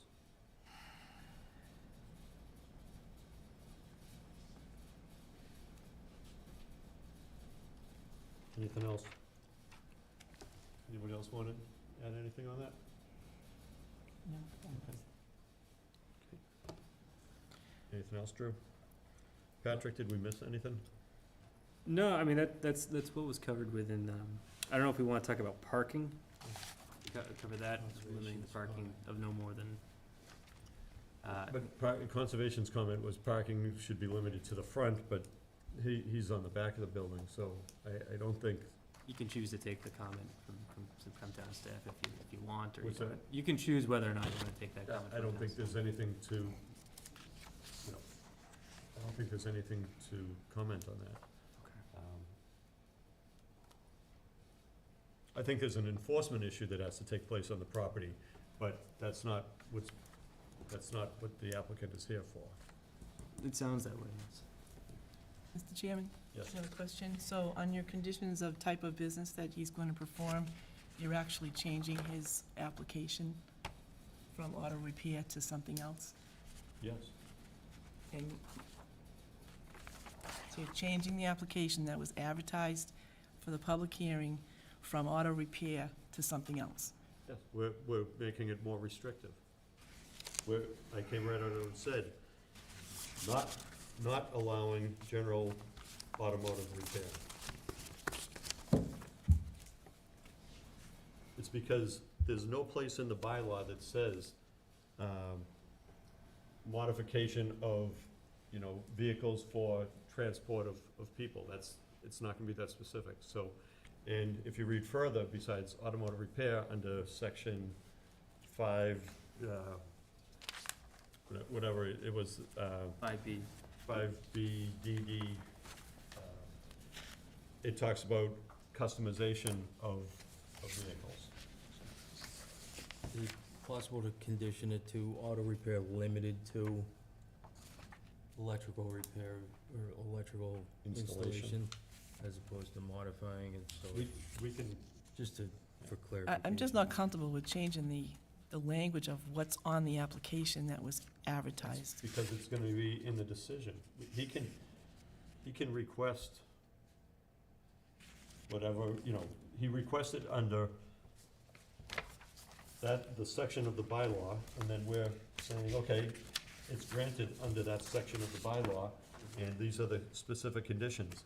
He didn't ask for times of operation, that's what we're conditioning. I would say that. A special permit allows the zoning board to put conditions on. I would say, Mr. Chair, that, so obviously the closest application that this falls under is 5BDD. If you do want to regulate that through conditions such as limiting it to only customization of the vehicles and avoiding general open to the public maintenance, like a typical repair shop, I can't see that being totally against what the applicant is proposing, as well as if you were to condition something like that, it still, I would fall under the umbrella of auto repair. Further, Chairman, per definitions of automobile repair garage, establishment in which the principal use of the repair of motor vehicles, including maintenance, servicing, or upholstery. I think that if the applicant applied for a special permit under auto repair, we're limiting, or defining what uses are permitted per that, I think meet that special permit standard.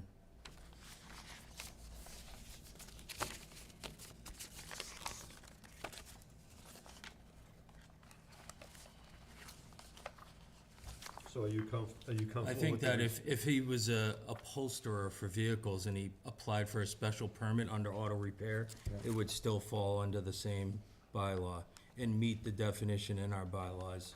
So by us limiting to try to hold back it turning into a full mechanic's garage and applying conditions that limit what type of work can be conducted, but it still falls in the parameters of his application, then I don't see any problem with that. I think it meets the requirement of what's being asked of the zoning board of Walpole.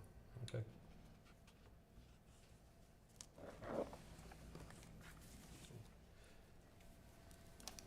So let's just be clear what the 5 conditions are that we would vote on. First, hours of operations, Monday through Friday, 8 AM to 5 PM, Saturday, 8 AM to 2 PM. 2, special permit is for units 8 and 9 only. 3, special permit for customization of vehicles used for transporting people. I'm gonna pause here. I had not allowing general automotive repairs. How did you have something different that's flows better? I just said auto repair limited to customization, electrical customization of cars, trucks, or motorized vehicles. Limited to the electrical customizing of cars, trucks, or motorized vehicles. Okay, and those motorized vehicles are used for transporting people. Correct.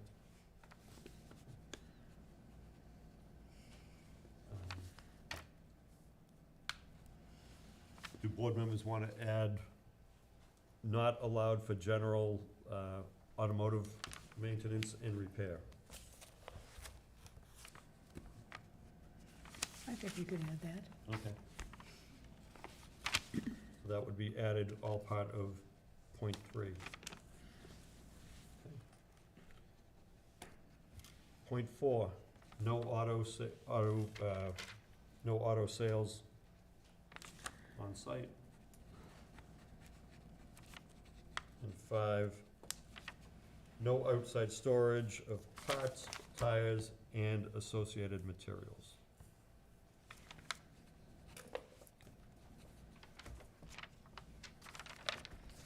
I think that makes it as tight as possible for the applicant and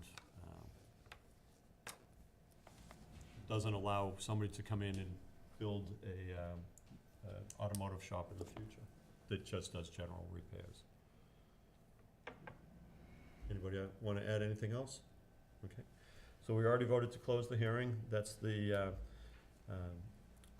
that's what's before us, and the reasons for this is, as we look at it, you know, does it meet the criteria of a special permit? I think it does, and it can. Look at the previous decisions, just so we cover everything from the previous decisions.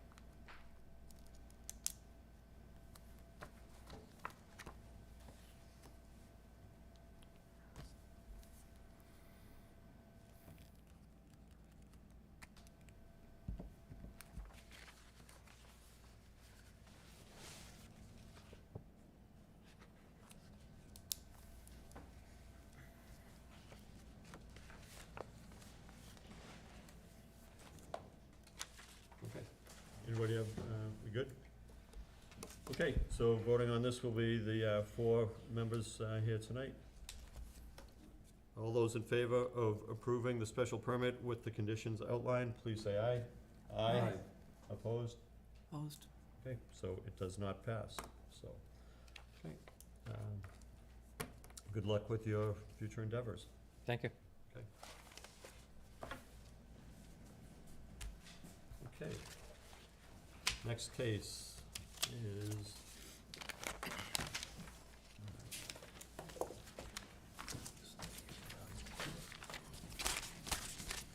you know what, why don't we take just a 5-minute break, and we will reconvene for the next cases this evening.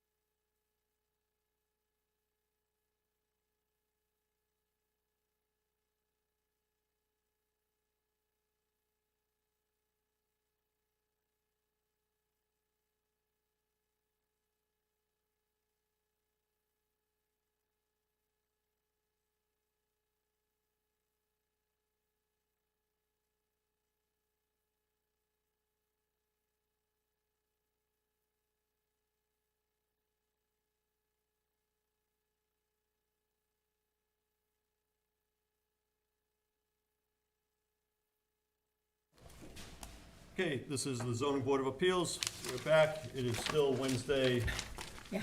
May 18th. Okay, the next case we have is case number 22-7, 1429 Main Street LLC, the property at 1429 Main Street. This is a special permit under zoning bylaws, section 2.2A B, 5B13G, to allow a modification of the 2014 Planning Board special permit decision, case number 1410, in which a special permit granting authority has changed. So, this is very unusual, and I'm glad we've got some people here to explain to us what they're trying to do, and we'll figure out how we go from here. Okay. Thank you, Mr. Chairman. For the record, Attorney Christopher Alphin with Blattman, Bobrowski, Haverty, and Silverstein.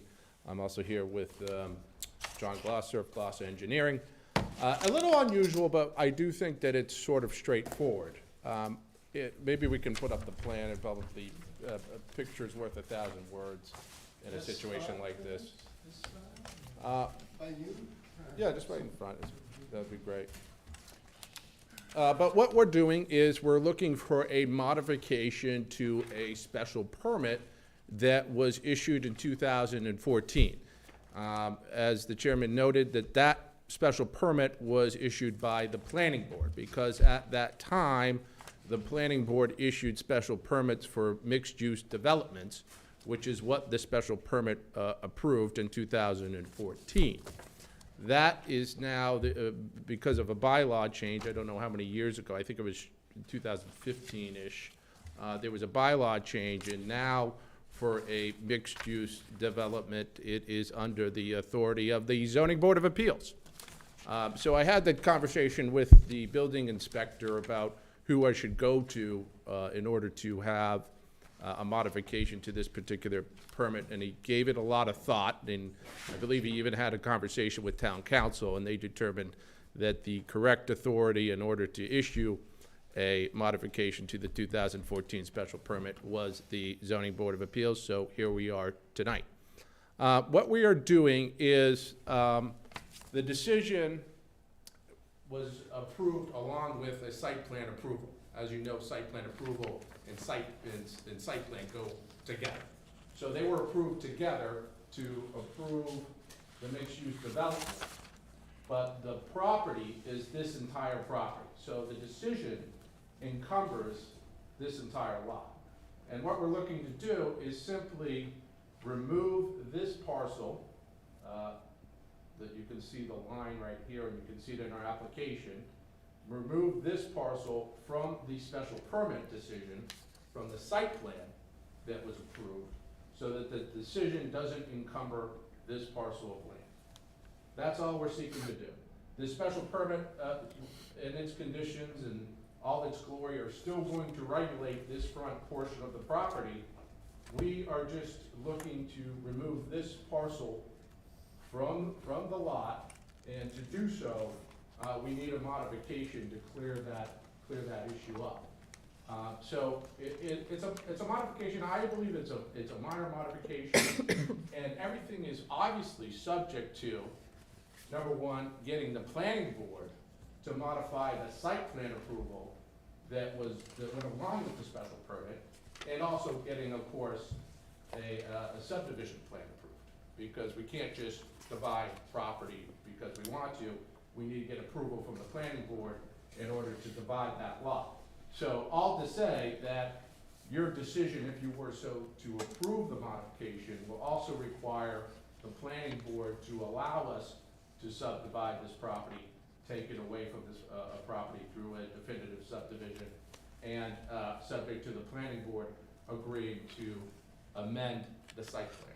So what we're essentially doing is amending the site plan approved, that was approved in 2014, with a new plan that doesn't include this back portion.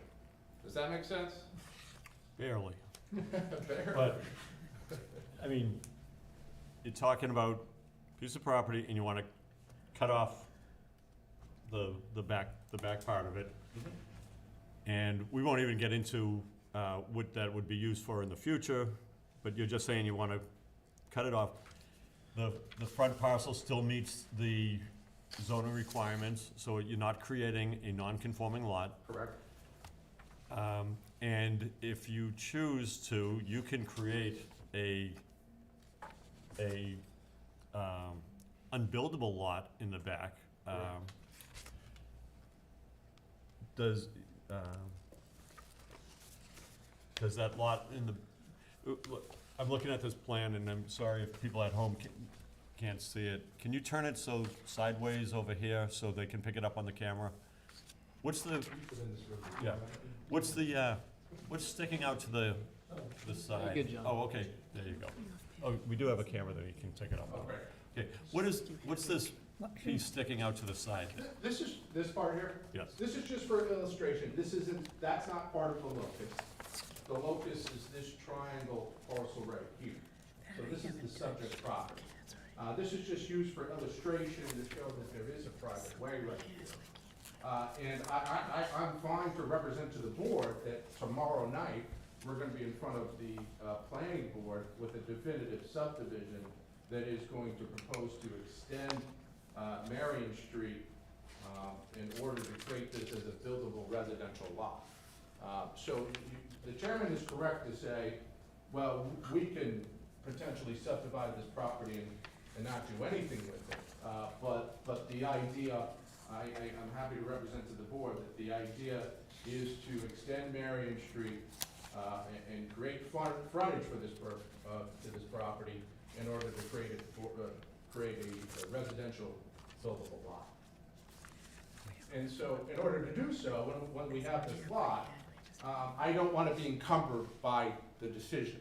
And so I'm trying to do the proper thing here. We're trying to do the proper thing here by saying, you know, if somebody goes and develops this lot and then somebody says, oh, well, there's a special permit decision and a site plan decision that encumbers this entire lot and you're building a house here, you're in violation of the special permit because the special permit didn't say that you could put a residential house back here. So it's more, really what we're doing is we're clearing the record, the title record.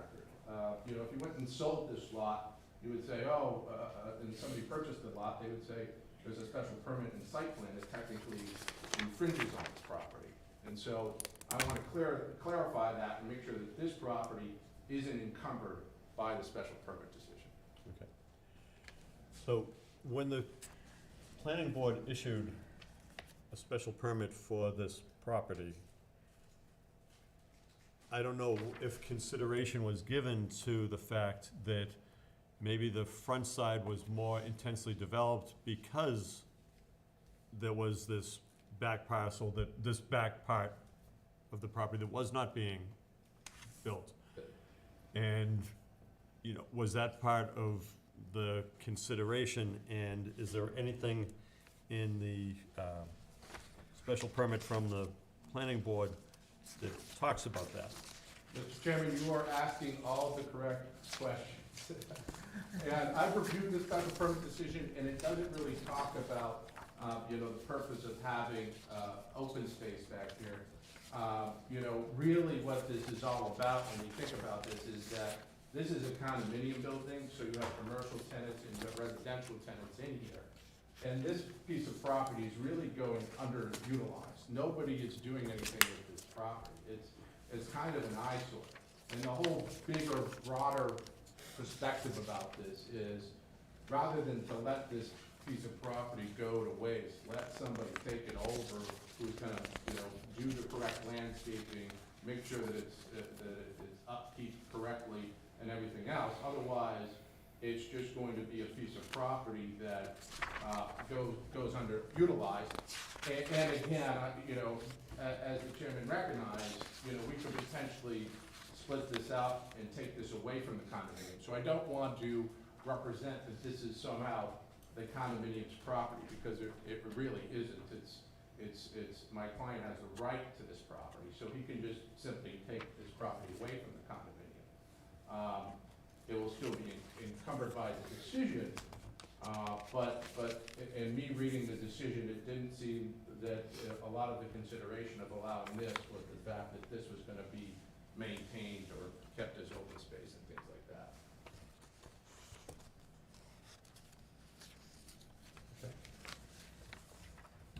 So,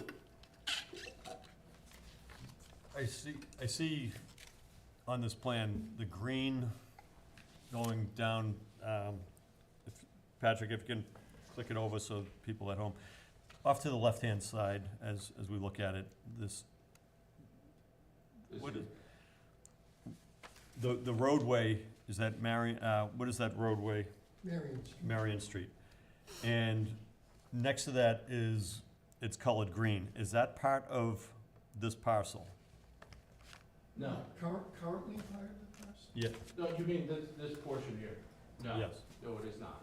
The locus is here, Okay, so it starts here. okay.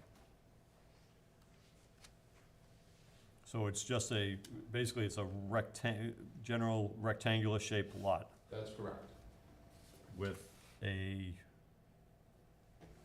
street that ends before hitting The pavement ends before, but the layout goes to this. the layout goes to the, touches this touches the property, okay.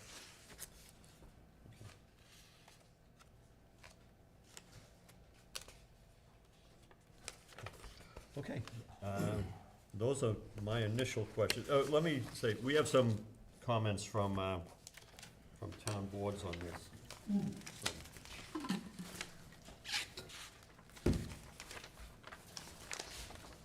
Get those comments. And we also have an email from town council. Oh, we do? Yeah. Do you have a copy of that? It's in, it came out today. Did Patrick, did this come today? Yeah, so it's in the packet for today. It's in the packet. Oh, we didn't get For it. everybody or just this, my packet? No, it should be in everyone's Okay. packet. I don't have one. Steve, did you make enough copies for that? For which one? The email from Jonathan Eichman. It may not have been for Judy and Jane. Or pass- I don't have that. Provide don't Was have it it on either. on the table when No. you guys first sat down? Let's provide them your copy. Do you need this copy back? No, it's fine. What's that? This isn't what I have now. Oh, yes, I do have that. Do you? I did. Okay.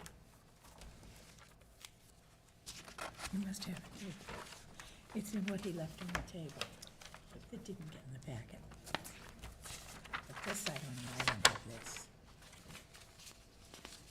So I'll start with the letter from town council, because do we have other letters from other departments and boards? Letter from fire, engineering, and. I thought I saw those, so I'll also No, I- find them in no, I my have that folder. one. What's this? Okay, What's that this is one? what town council said, and this is from Jonathan Eichman from KP Law, representing the town of Walpole.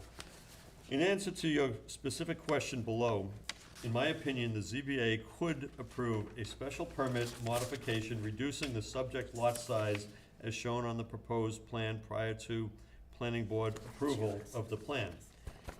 If the modification proceeds, planning board plan approval, however, if the modification precedes the planning board approval, however, I recommend that the ZBA make a condition of approval that the modification will not take effect until the plan in question is approved by the planning board and recorded. On the plan, I see that the engineer has yet to indicate whether this will be an A&R, that means approval not required, or a definitive subdivision plan. It seems like it has to be a subdivision plan, and if so, I'm wondering why, wondering where the frontage will come from, so. Okay, so that's from town council.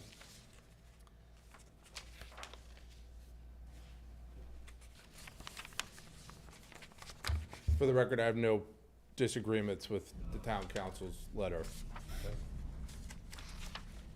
And do you plan on filing as an A&R or a subdivision? We have a definitive subdivision plan in front of the planning board.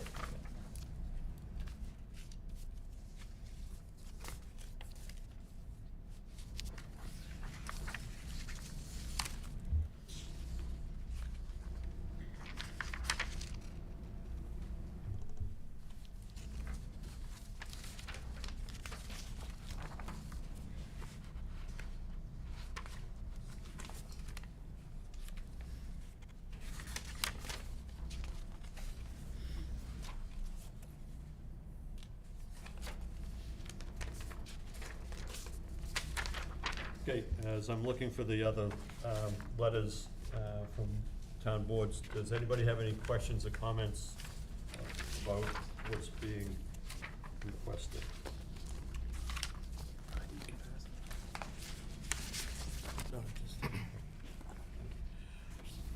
Okay, here's a summary from Patrick, which he's provided to the board. An application for a special permit under zoning section 5B13 has been submitted. I would probably just start with background, John. The rest is just Yeah. describing information I received. I'm getting rid of that. Background, okay. In 2014, when this project was approved for a special permit under the zoning bylaws, the special permit granting authority for this was the planning board. Article 16 of the October 19th, 2015 town meeting amended that section of the zoning bylaw to make the special granting permit authority, taking it from the planning board to the zoning board for the use in general residence and business zoning districts. As addressed by the zoning enforcement officer's email earlier this year, if the applicant seeks to amend or modify their special permit, it must be done on the current zoning. The applicant is also before the planning board to modify their previous site plan approval in a similar manner by changing the plan of record. The apparent purpose is to divide the existing 46,563 square foot lot into two separate lots. Lot 1 will remain for the existing mixed-use building at 1429 Main Street, and Lot 2 will likely be utilized for future residential purpose. The division of and this is point 6, the division of the existing lot into two separate lots has not yet taken place.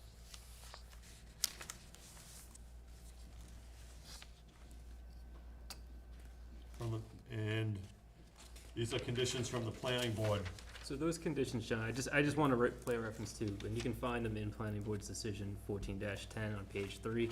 Those are the existing conditions with the property, or with the project, so to speak. So I just want to obviously reference those conditions, so we're aware that those are the current conditions residing with the case. The meat of what I'm talking about is, it probably goes towards my recommendation, which relates back to the question I posed to Attorney Eichman, what a proposed recommendation would be for this board to take on an action like this.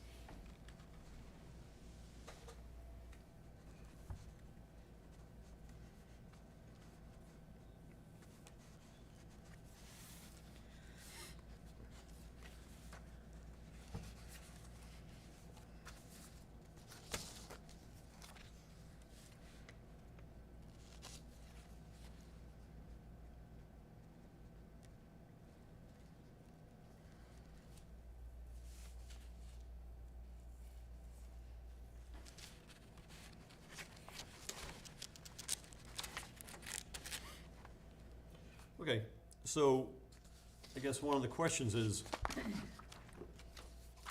when this was granted, it was for the property on, the front, and they considered the whole thing. And I don't know if they were considering the green space involved with this, because, was that part of the consideration? You said it's not in the planning board's decision, Patrick. Was there anything in there about the space behind it?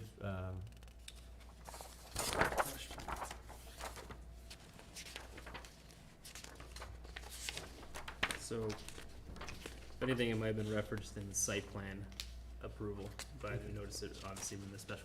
The thing before us right now is obviously the special permit for the mixed use. The site plan approval may have paid reference to it. I don't know offhand. I'd probably have to go and read that.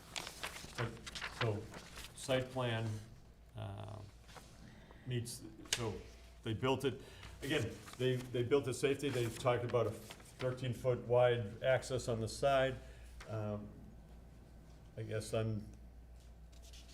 besides the ability for the owner to make a separate lot and build a house back there, what's the advantage for the town or the neighbors? Mr. Chairman, I think the advantage is that, again, number one, the board should keep in mind that these, by right, are separate ownerships, okay?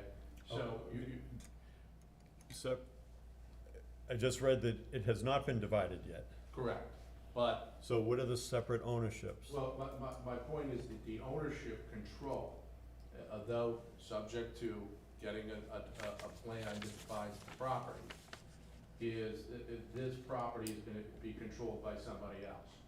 So it doesn't make sense to me that what was approved for this mixed-use project, now owned by somebody else, you know, what's the purpose of having this back portion of the lot? That's number one. Number two, the condominium association doesn't seem to have any interest in taking care of this back piece of property. I've submitted photographs of the piece of property, and it's being underutilized. The benefit to the town is that something happens to this lot. If nothing happens to this lot, it's just gonna sit there, and it's not gonna be taken care of, and it's just going to be an eyesore and an underutilized lot, when more than ever, we need to create housing in the Commonwealth of Massachusetts. And this is an opportunity to make a buildable lot with the dwelling. So there is a major benefit to the town to not let this piece of property go to waste, when really what the condominium is in the front portion, and this back portion is just being underutilized. So what? Oh, well, and Mr. Chairman, I can represent that the definitive subdivision plan is going to create a cul-de-sac back here, which is gonna allow a turnaround for a street that is just a dead-end street, which has a lot of different benefits, okay? Obviously for safety reasons and travel reasons and delivery trucks and everything else. So it provides a safety mechanism by extending the street and being able to create a cul-de-sac back there. To a lot that, again, is gonna be underutilized. It's just gonna sit there. Okay. Judy? Okay, so let me get this straight. You just said there's two separate owners of this parcel. So why on earth would the condominium association want to take care of that back piece of land if it's not part of their master deed and ownership? Yeah, so it is a kind of a unique situation, and maybe I should explain this to the board. The master deed contains a clause that allows the declaration, and I put a legal memorandum in the application describing this, but the master deed contains a clause in it which permits the developer, who is my client, from taking this portion of the property away from the association at any point in time, up to, I think, 2030 or something like that. But in any event, what was the question? Why would the condominium? Why would a condominium association that you just said doesn't own that piece of property, has no direct connection to it, Right. why would they take care of it? That's exactly my point. That's not a point, sir. Excuse me, through the chair. What's your point? My point is that this is essentially not gonna be part of the association, and the association has no reason to take care of this back portion of the property. And it's gonna just go into disrepair, and it's gonna be underutilized and not taken care of. It's gonna be a vacant piece of property. That still doesn't answer my question. You just said it's two separate owners, and so your client has already taken ownership of this piece of land that has not yet been carved out? No, I'm not No. saying that. Okay, So I'm saying the future of this property is nothing, without getting these approvals. It's just going to be wasted land.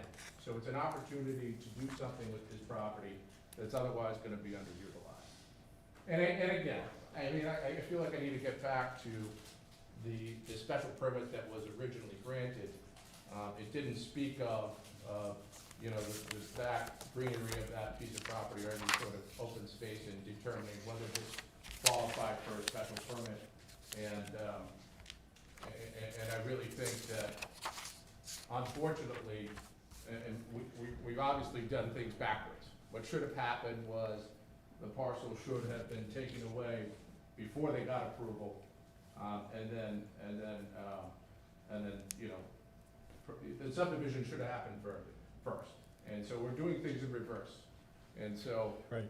you know, And- I recognize that, trust me. Right, and this goes back to my original question, was part of the approval process, well, you know, they'll have this green space, which is part of this intensely developed, you know, condominium project right on Main Street. Well, at least they'll have green space behind them. And now what we're doing is now we're cutting that off. And I don't know, you know, we're being asked to modify something without the full picture. And it seems like, yeah, that the deal you cut back in the deal that was cut back in 2014 was this whole parcel under the special permit for this. And now, you know, oh, well, maybe we can cut this off. And I guess I have questions why we would do that. And you said you consider it an underutilized piece of property, but maybe that was part of the utilization of the front of the property. Judy, again. Do you know what percentage of ownership your client still maintains in the association? No, I do not. Okay. I'm not sure how that would be relevant.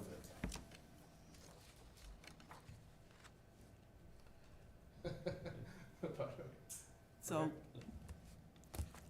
it is relevant. If he's part of the condo association as an owner, then he would have some also responsibility to maintain the property as a unit owner. Right. Yeah, I don't think he has any ownership, to be honest. Okay. And not sure if you can answer this, but how is this marketed to the condo buyers as what could happen down the line, or maybe it was not told what could happen down the line, is they bought a condo for $450, $550, or whatever it was. They look out their backyard and they view open space to a few houses on Marion Ave. Yeah, I understand the board member's question. It really is sort of out of the purview of zoning law. Okay. But the bottom line is that there was a master deed recorded that made it very clear that the declarant of the condominium could take that parcel of land at any point in time. I read it, got it, okay. There's a few things here on the letter from the town engineer stating that some things weren't done according to the site plan, and that's probably gonna come up at the planning board hearing. However, would you care to address that? Yeah, sure, we can go through item by item. Yeah, let's go through John and I are happy to do that. John, you wanna do that? No, you got it right there, you Okay. can go through it.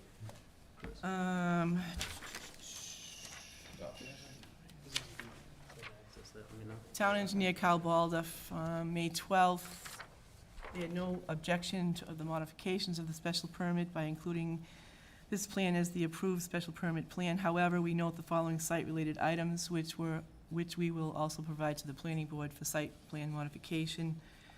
Original plans required certain site improvements which were not constructed, and in the case of a wall to the rear of the building, an improvement which was constructed but not called for on the original plans. If the board approves the applicant the request of making the site plan approval, then it will effectively waive the following items that were shown on the plan. There's a handicap space to the left of the building, various plantings along the front of the building, and a retainer wall from the northeast corner of the building to the side of the parking lot. So, You have a dated memo. okay, So here's the approved plan, I'm throwing this out to Carl. So first of all, the AAB and the federal government, because we do only require one parking space when you have less than 25 stalls, right?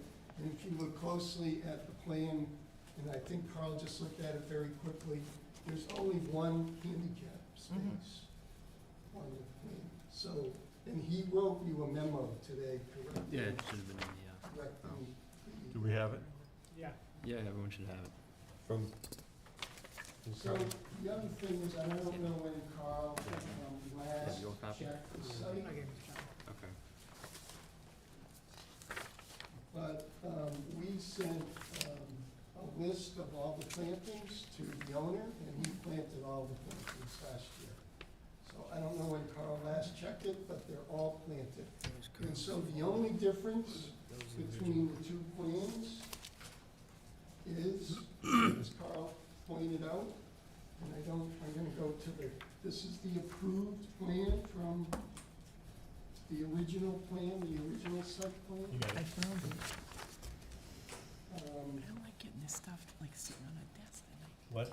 This is, just seeing this now, that it's, I'm looking at what we got, and then I'm seeing this today, right now, this minute. So I know this is gonna be hard for you to do, but I'll do my best to sort of point it out, right? So this plan's have a little different orientation, right? This is the back of the property, here's Marion Street here. And here's 1A here, here's the building here. So behind this building, to sort of build the building into this slope, which is going up this way, they sort of dished this out, right? Yeah, I remember. So, and there's nothing in here that says what that should have been. It should just dished out, and that's how it looks today. But what's different is, and I think you can see gave mine it to here, Chris, so. is they put a little retaining wall here, which actually we probably should put a retaining wall across the whole place, but they put a little retaining wall there so that those grades on the right side match in better, so that you're not, walking. If someone needed to get to the back of this property on this side, you would walk up and then down. So now you just walk along a level area, and then there's a retaining wall. So I'm sure that's why they did it, because this was sort of a little unusual grading. And I'm not here to, fault Paul Broadmerkel, he's a friend of mine, fellow engineer. It's just how they graded it out, and then the contractor decided that that's not, sort of the best way to handle this. And I will tell you this, that I've been out to this place a bunch of times, real often. It's like 98% of what's shown on this plan. So if we were in front of the Conservation Commission, we would call that substantial compliance. And I would have no problem giving the board a letter saying that this site is in substantial compliance with this site plan. There's very few things on there that are different. And if you worked in my business, you would find out. Nobody can build the thing As built, exactly. right. There's an as-built, and the words conservation uses, the words that DEP uses, is substantial compliance. Believe me, this substantially complies with this. So the other thing is, and Chris might be on here. So, and I know this really isn't maybe what your 100% what your role is here, but since you did bring it up and asked about it, what's the benefit? Okay, both William, which comes up here and turns and dead ends here, and Marion end with the dead end street. So who benefits? Because I can show you the plan if you want to see it, but now there's going to be a cul-de-sac at the end of the street. That's how we're gonna create our frontage for this single one buildable lot in a residential B zone. So we're getting one lot, one house, and what the town gets is the DPW now can plow without, I don't know what they do. I imagine they just plow forward, back up, plow forward. I really don't know what they do. The Board of Health is in charge of trash in this town. I guarantee you that the trash truck either drives forward and backs out, or backs down and drives out forward. Both a very unsafe condition. The school department is in charge of busing. I have no idea how a school bus could go down here and get out without backing up, unless it backed down to begin with. So, again, that's a very unsafe condition. When the cul-de-sac's finished, we're successful, school bus comes down, turns around the cul-de-sac, drives out forward, no backing. And plus, and maybe they would disagree with me, but if I was in a butter here, in fact, today I just went out to look at the site again. So what do? You pull up here, I'm looking at the back of the site, how do I get out of here? I back up a little bit in this guy's driveway, go a little bit in this guy's driveway, back up, and I leave. So if I live there, I don't want these people kind of coming in and out of my driveway all the time. It's not a wide street, I think it's probably 24 feet. So those are, and if I had more time, I could probably write some more benefits, but I just think the school bus, the trash truck, and the DPW, you know, that's huge for them. And then the fire and the ambulance, you know, giving them opportunity if there's an emergency to get in and out of the site without having to back up. So there are some benefits to the town of Walpole. I think this is successful. Okay. This is a split lot with the zoning, it's hard to tell on this because you really haven't actually subdivided this yet. But I wanna just ask, and again, I'm gonna ask what your intent is because anything can change. What is your intent to subdivide? Who's gonna have both parts of the lot? The front lot on Main Street or the back lot would have both? Or are you dividing it right on the zoning line? The front lot would have both. So here's the zoning line right here, and here's the proposed modification to the site plan. So the back lot is 100% residential, Yes. at least as shown here. That is correct. Back lot is 100% residential, okay. Correct. Okay, you know what, we have a number of people that I'm guessing, they've been here all night. I'd like to give them a chance to comment if they would like, and if you want to come up to the podium, identify yourself, name and address, and let us know your thoughts. Renee Maloof, 1 Marion Street. So, yeah, first of all, I just kind of take exception to the benefits of having a cul-de-sac versus a nice, quiet, dead-end street. I've lived there for 25 years and never seen an issue with picking up trash or plowing the street. It's a very quiet street. There are only a few houses on the street, so there isn't much traffic that goes down there. But I didn't know if I should come to tonight's meeting or tomorrow's hearing, because my real concern is the number of this, the numbering of the street. I'm at 1 Marion. So a few years back, I started to get phone calls from realtors and letters addressed to me talking about, oh, you took your property off the market. Why did you do that? And let us try to sell it for you. And I was like, what's going on? I haven't ever listed my property for sale.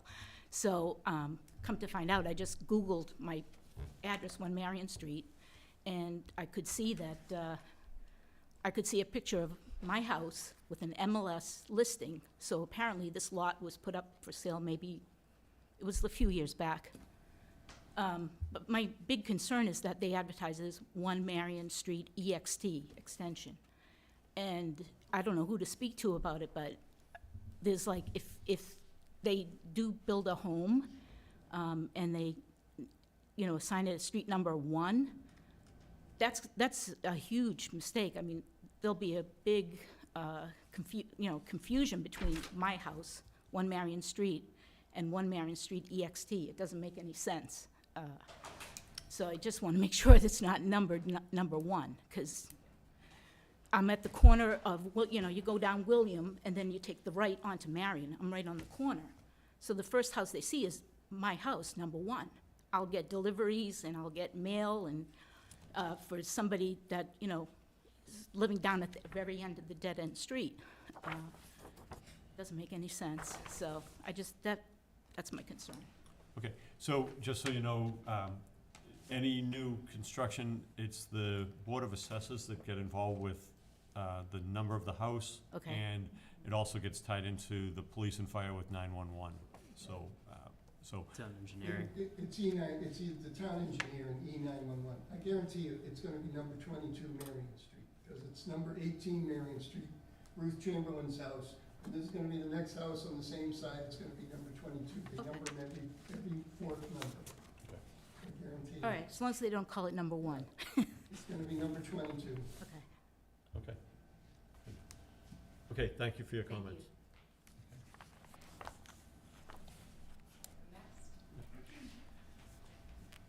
I'm just going to pull out my notes so I don't forget. I'm Cassie Braithwaite. I live at 1429 Main Street, Residence B. Just so I can show you kind of where mine is. I'm in this condo. This deck is mine. So none of my windows are up front. I'm in back, so I have a window right there, a window on my deck, a window right there, and a window right there. So the only view I have of the only window I can look out of is of this. So I just like to, I don't have other options of any other thing to look at. When I was sold this place, it was sold to me that it was an unbuildable lot. In the master deed, which includes the plan, it states right on there, it's an unbuildable lot. So I bought it with the intention of nothing is gonna be back there. Walpole is quite expensive. I'm a single mom. So I felt very lucky to be able to find a condo, which I could afford, without having to look at a building or right next door, so I could feel like I was part of the town and not necessarily in a condo. So that was how it was sold to us. Other people in the building have all said the same thing, that they were all under the intention that it was an unbuildable lot because that was what was in our master deed.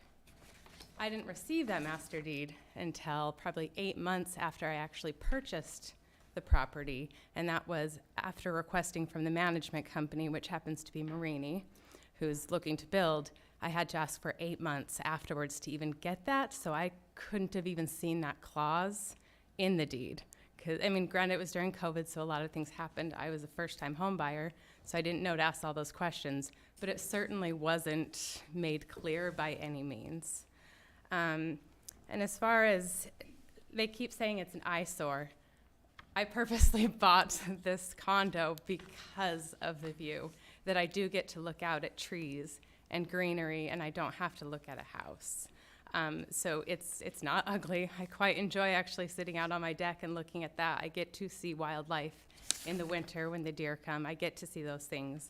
So just every time they say an eyesore, that is something that if I were to sell my home and there is a property back there, it actually drops the value of my home not having that greenery back there. So I can't afford to move anywhere else in Walpole at this point after the recent, so I'm stuck there because I couldn't even afford it to even make my home value go up in that way.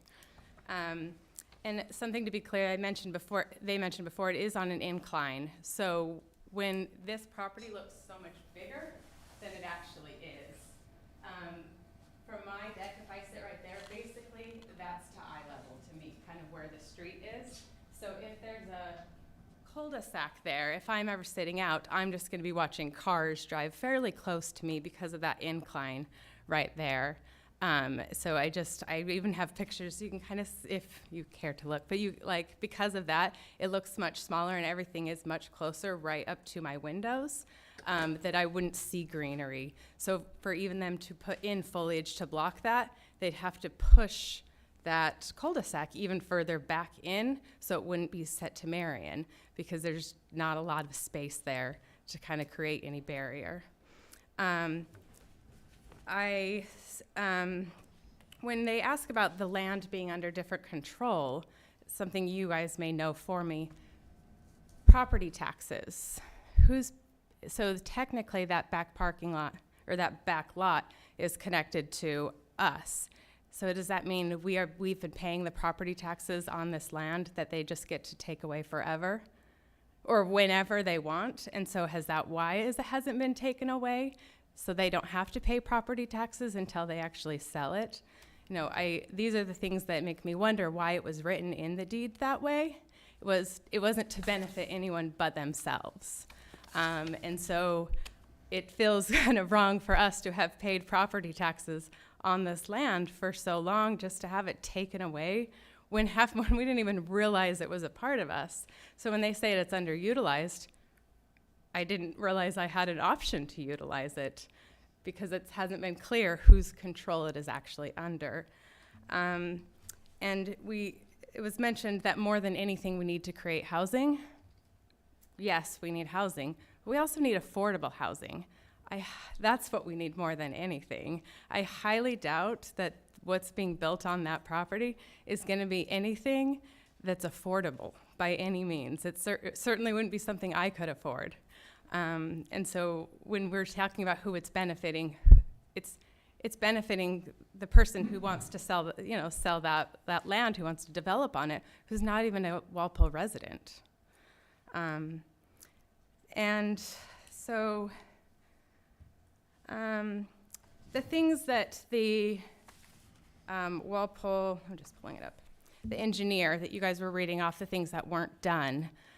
So interesting enough, back in October, we came home, October 18th, I came home and noticed some work was being done on our property. Landscaping was being done, things were being put in that we had no clue about.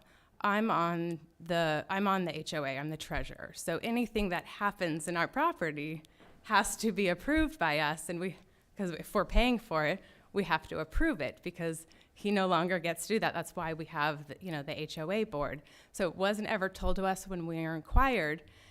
It was just told, it was an oversight that he didn't let us know that he was going to be doing it, but we were told that the town of Walpole had requested this stuff to be done because our property hadn't been maintained.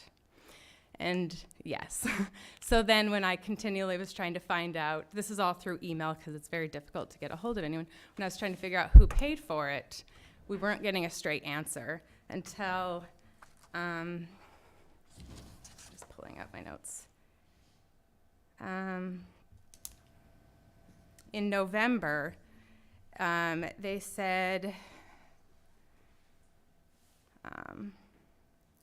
that the mandatory landscaping list from Walpole Planning Board engineer was attached, and that the town of Walpole had requested it to be done, and that Marini willingly paid for some of it, but then the rest of it was to the condos because it was their property, so they are responsible for the things that were supposed to be done.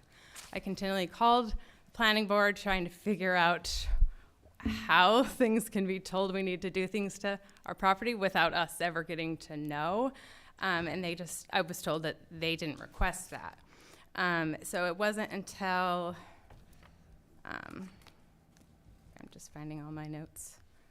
It wasn't until April, Yes, it wasn't until April that when we had a owner meeting that it finally came out that it wasn't actually requested by, because we were kept being told it was requested by the town of Walpole and the planning board.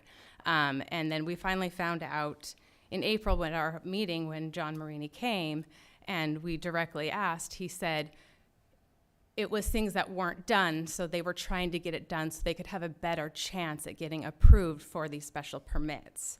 So when I inquired about who paid for it, again, he said partially he paid for it, but the rest was put on us because it was our property. And so I continually went back of, well, you can't just have us pay for things when we haven't signed off, when the board hasn't signed off. And so he finally agreed that that shouldn't have happened, and it wasn't actually asked by the planning board, that he was just trying to do that. So it took about 8 months for us to get any honest information about it, and it still hasn't even been taken out of our expenses. As the treasurer, I haven't seen, I've asked, requested to see the proof that it was taken out of our expenses and hasn't.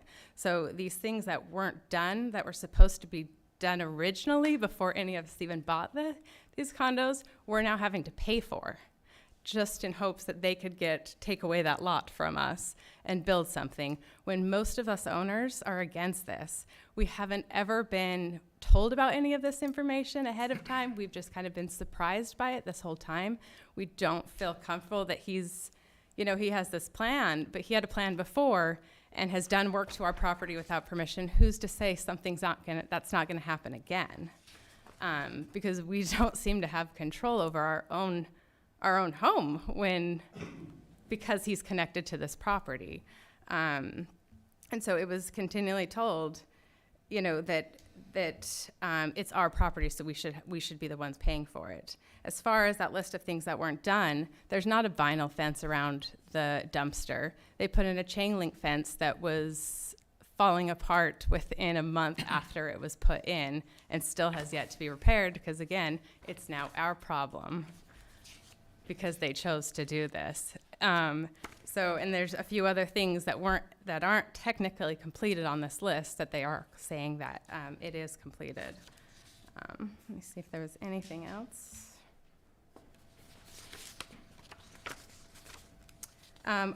As for the school buses, no school buses go up there. I happen to know the school bus stops because I have a child and I'm right there. They're on Main Street, so they don't even go up to that road at all. Everyone from all that back area neighborhood walks down onto Main Street.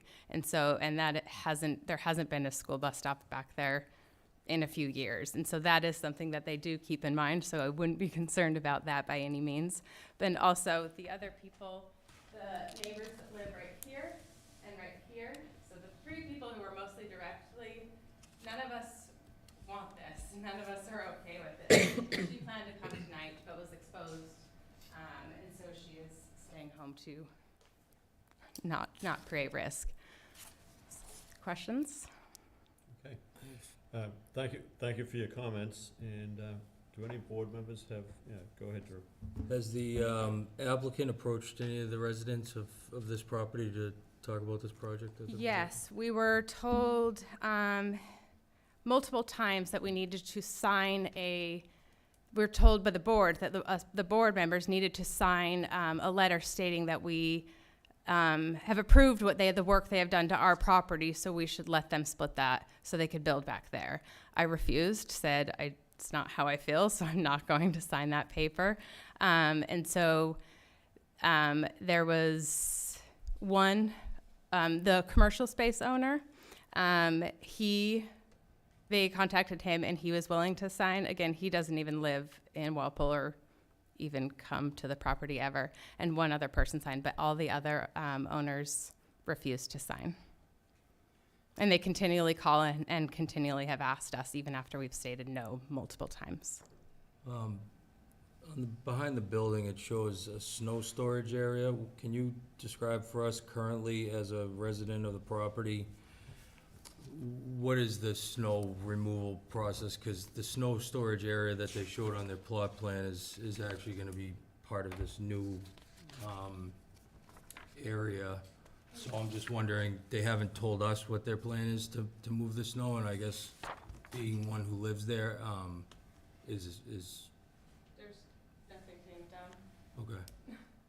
I don't know, I mean, I've never been there, and it's snow. Are you talking about like for right here? So directly behind the building So on. right here, that's all green space. So Right. there's nothing, there would be no reason to remove it. I can show you a picture of what it looks like back there I can from show my you condo. this.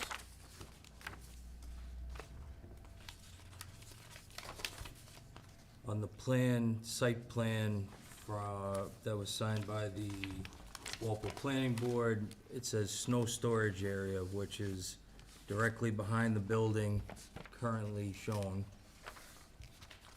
And, nope, the red building, directly in the center, directly behind it, there's a square area that says snow storage area. There's nothing there. You Okay. could see from the picture, that's the back, there's Okay, nothing there, it's just green. right. It's just an And that's actually on the all residential part. Okay. I appreciate it. Thank you very much for your comments. And anybody else have comments for her or questions?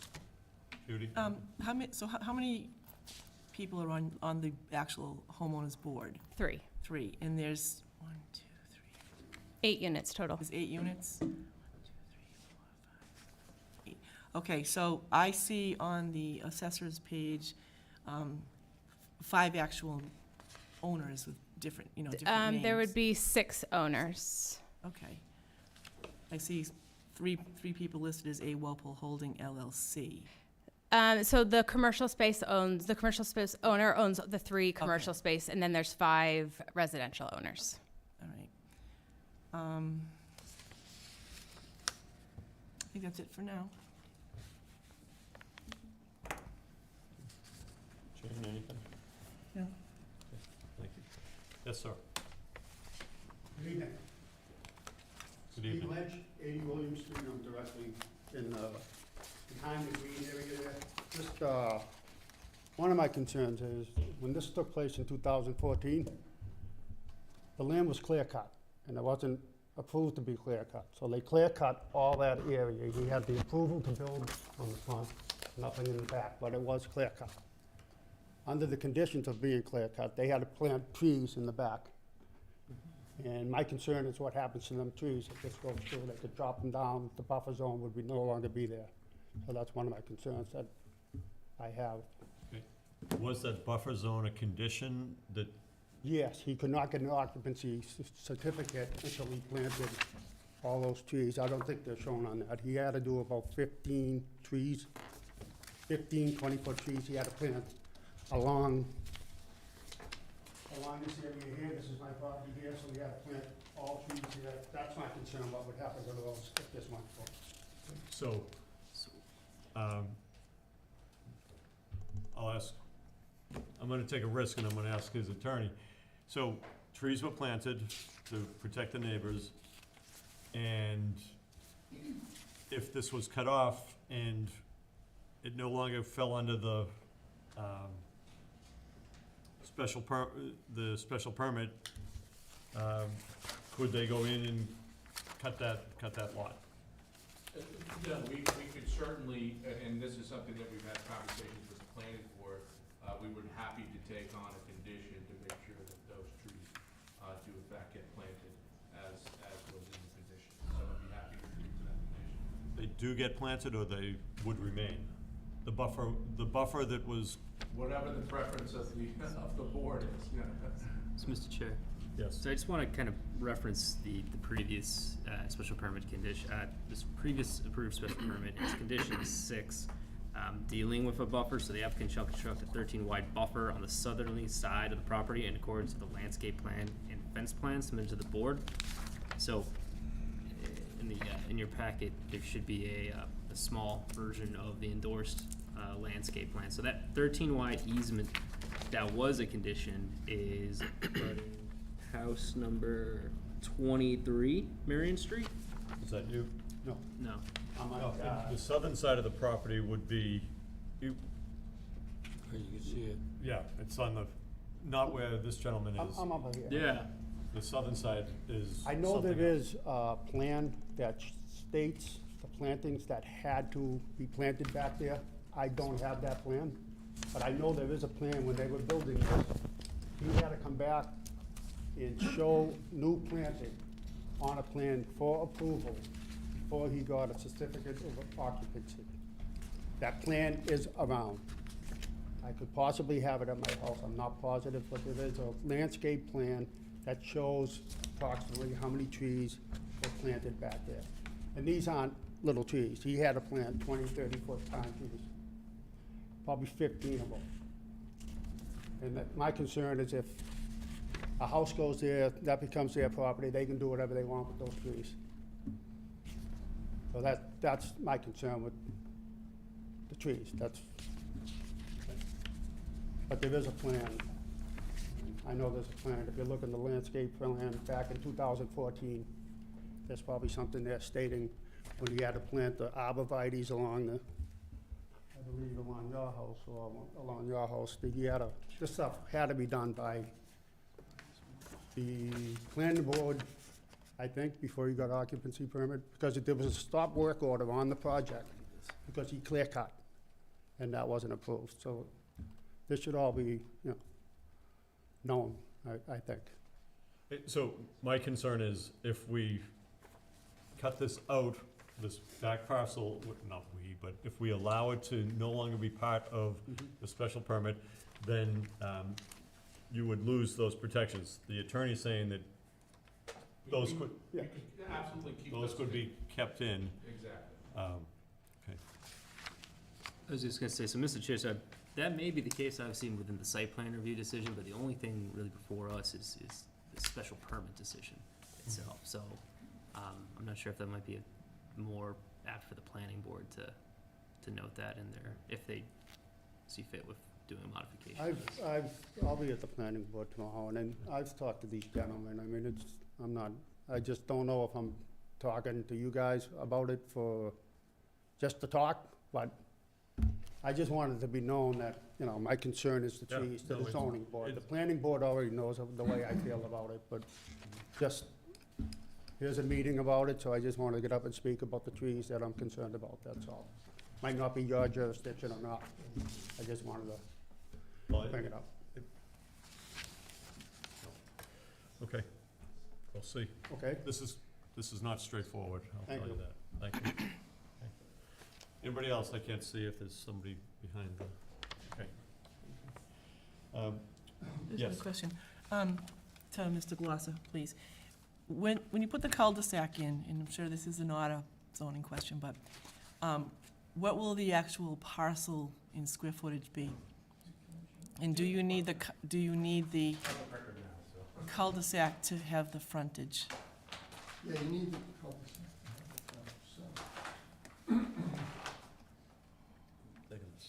The whole circumference. Yeah, I'm gonna, No, I'll just show I it to don't- you. I mean, it's- I don't wanna see it. Attorney just said, it's a public record now.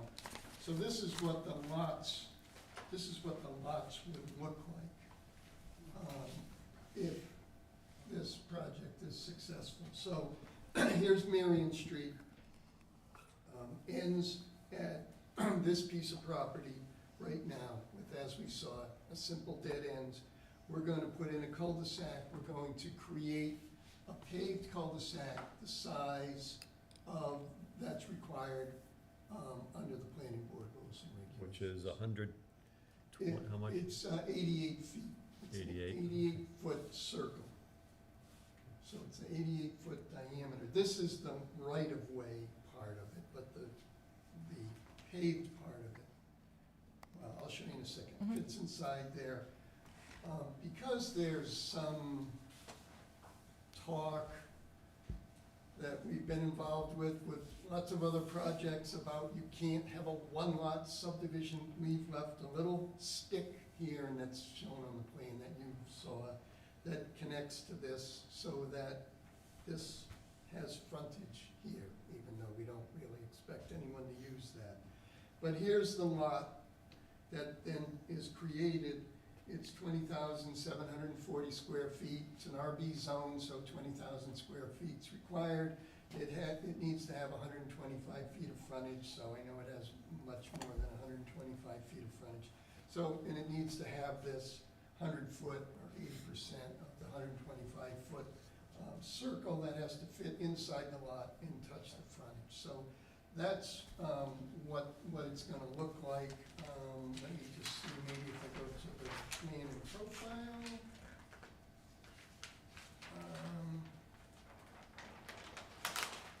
So this is what it would look like when it's done.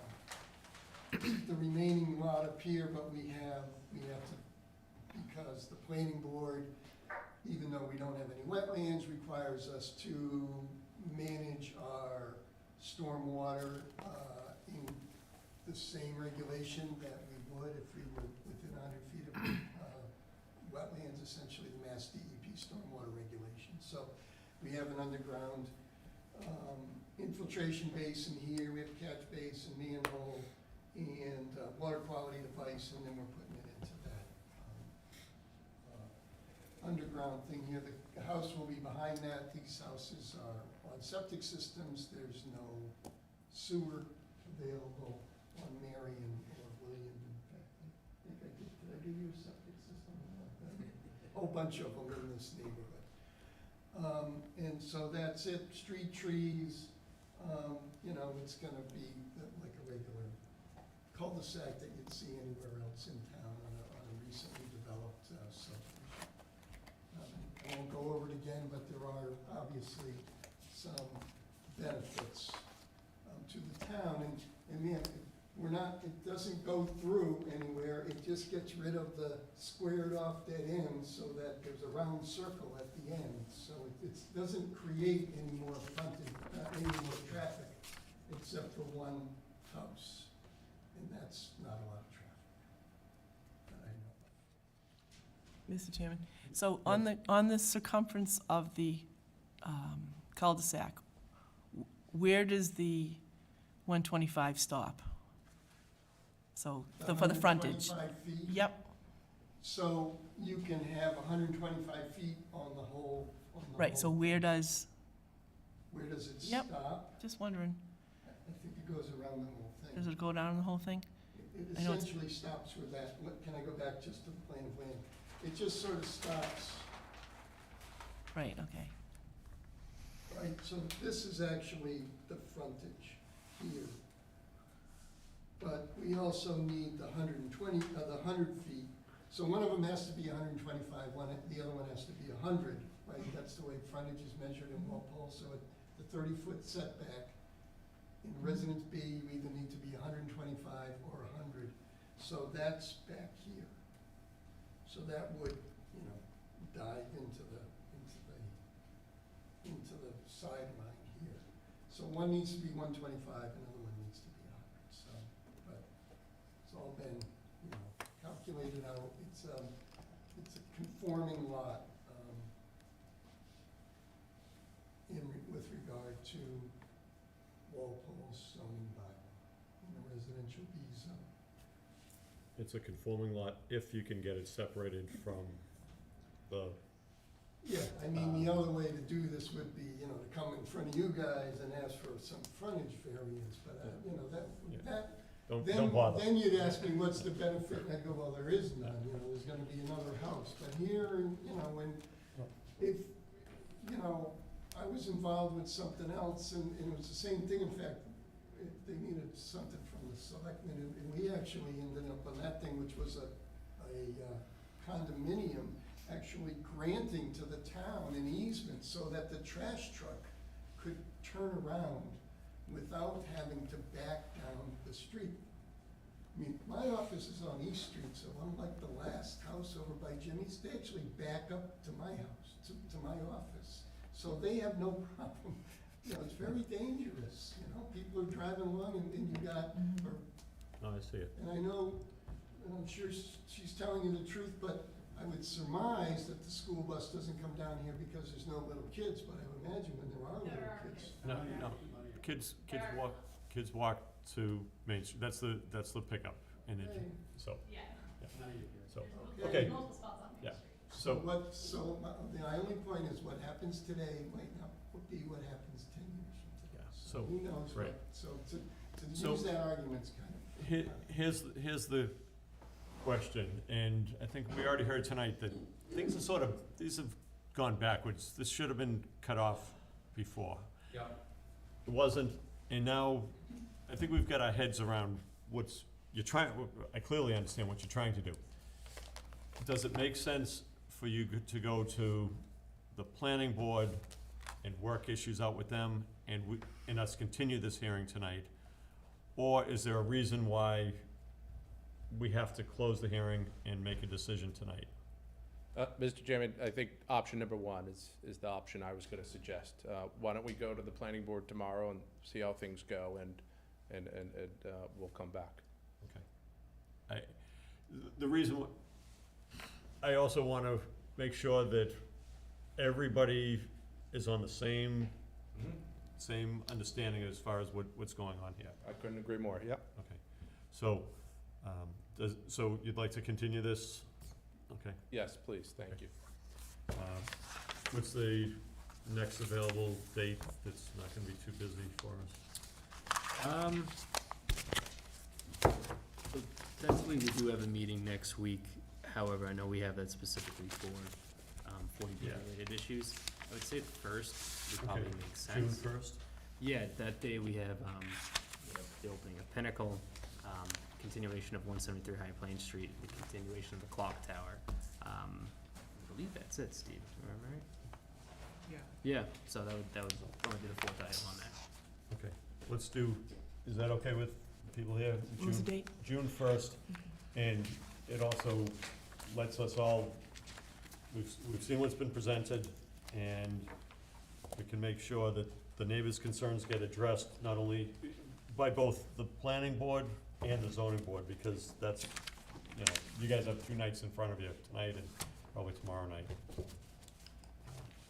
Okay, so, at the request of the applicant, this case would be continued until 7 o'clock here at Town Hall on June 1st.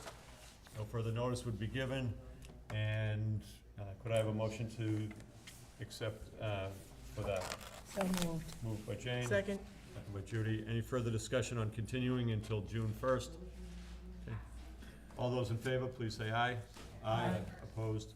Abstained? So carried. Okay. Thank you very much. Okay. Thank you. I need a minute to sort my papers out. Is it still Wednesday? It's, John, is it still Wednesday? Is it still Yeah, Wednesday? yeah, It's a little night? late. What I'd like to do is, I know we had minutes on here, but I wanna make sure we go through those. Do board members wanna just adjourn for the night? I'm good with that. We can do the minutes later. Okay. Summer schedule. Patrick, let's just talk about that. Yeah, so I just wanted to address this kind of really quick. So obviously, in January, show up, present the 2022 schedule, thinking first, third Wednesday of the month. I wanted to bring this up to the board just because I know our first meeting in July falls on July 6th. That is kind of a tough week, I know, for a lot of people. Similar of August, you know, I know the planning board sometimes has a similar summer schedule, so that wasn't anything that we had addressed since I've been here. I'm not sure if the board has ever addressed that in the past, if that's any concern of getting a quorum during those months. That being said, I do have, well, I should say, this board has about 6 applicants that came in really pretty much this week. Some projects of which I think we'd be able to accommodate on, for the June 15th meeting, if we follow that schedule. The other ones, we have the possibility of continuing to the second meeting in July, which would be July 20th. That would be within that 65 days to open a public hearing. And I mean, John, if as the chair, I mean, I can address that with you later at a different time, but so we do have the option where we could. Yeah, so I did take a look at that. I do think the week of June 6th is probably not a good week for anybody. July 6th. July 6th, sorry. Yeah. July 6th, and just me personally, August 3rd.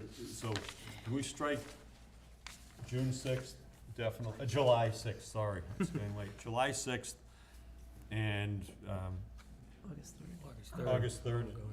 Okay, and we all know that if emergencies come up, we can, you know, if necessary, we've been accommodating to that, but let's take those out of the schedule. So that means we Okay. won't schedule anything. Yeah, so we can schedule, like I said, we got a bunch of cases that came in today, but during the clock, a few of them we'll likely put on for the 15th. The rest I can discuss you at a different time, John, but they can work on the July 20th. We'd be well within the 65-day, Okay. well, I would say well within, we'd be within the 65-day Right. So- timeframe to have. And the open key is public. to open them and get the cases open. Correct. Okay, any further discussion on anything?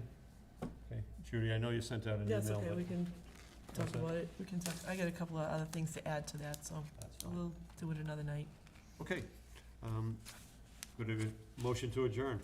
So moved. Second. Moved by Jane, Second, second by Judy, all those in favor? aye. Aye. Opposed, abstained. Good night, everybody.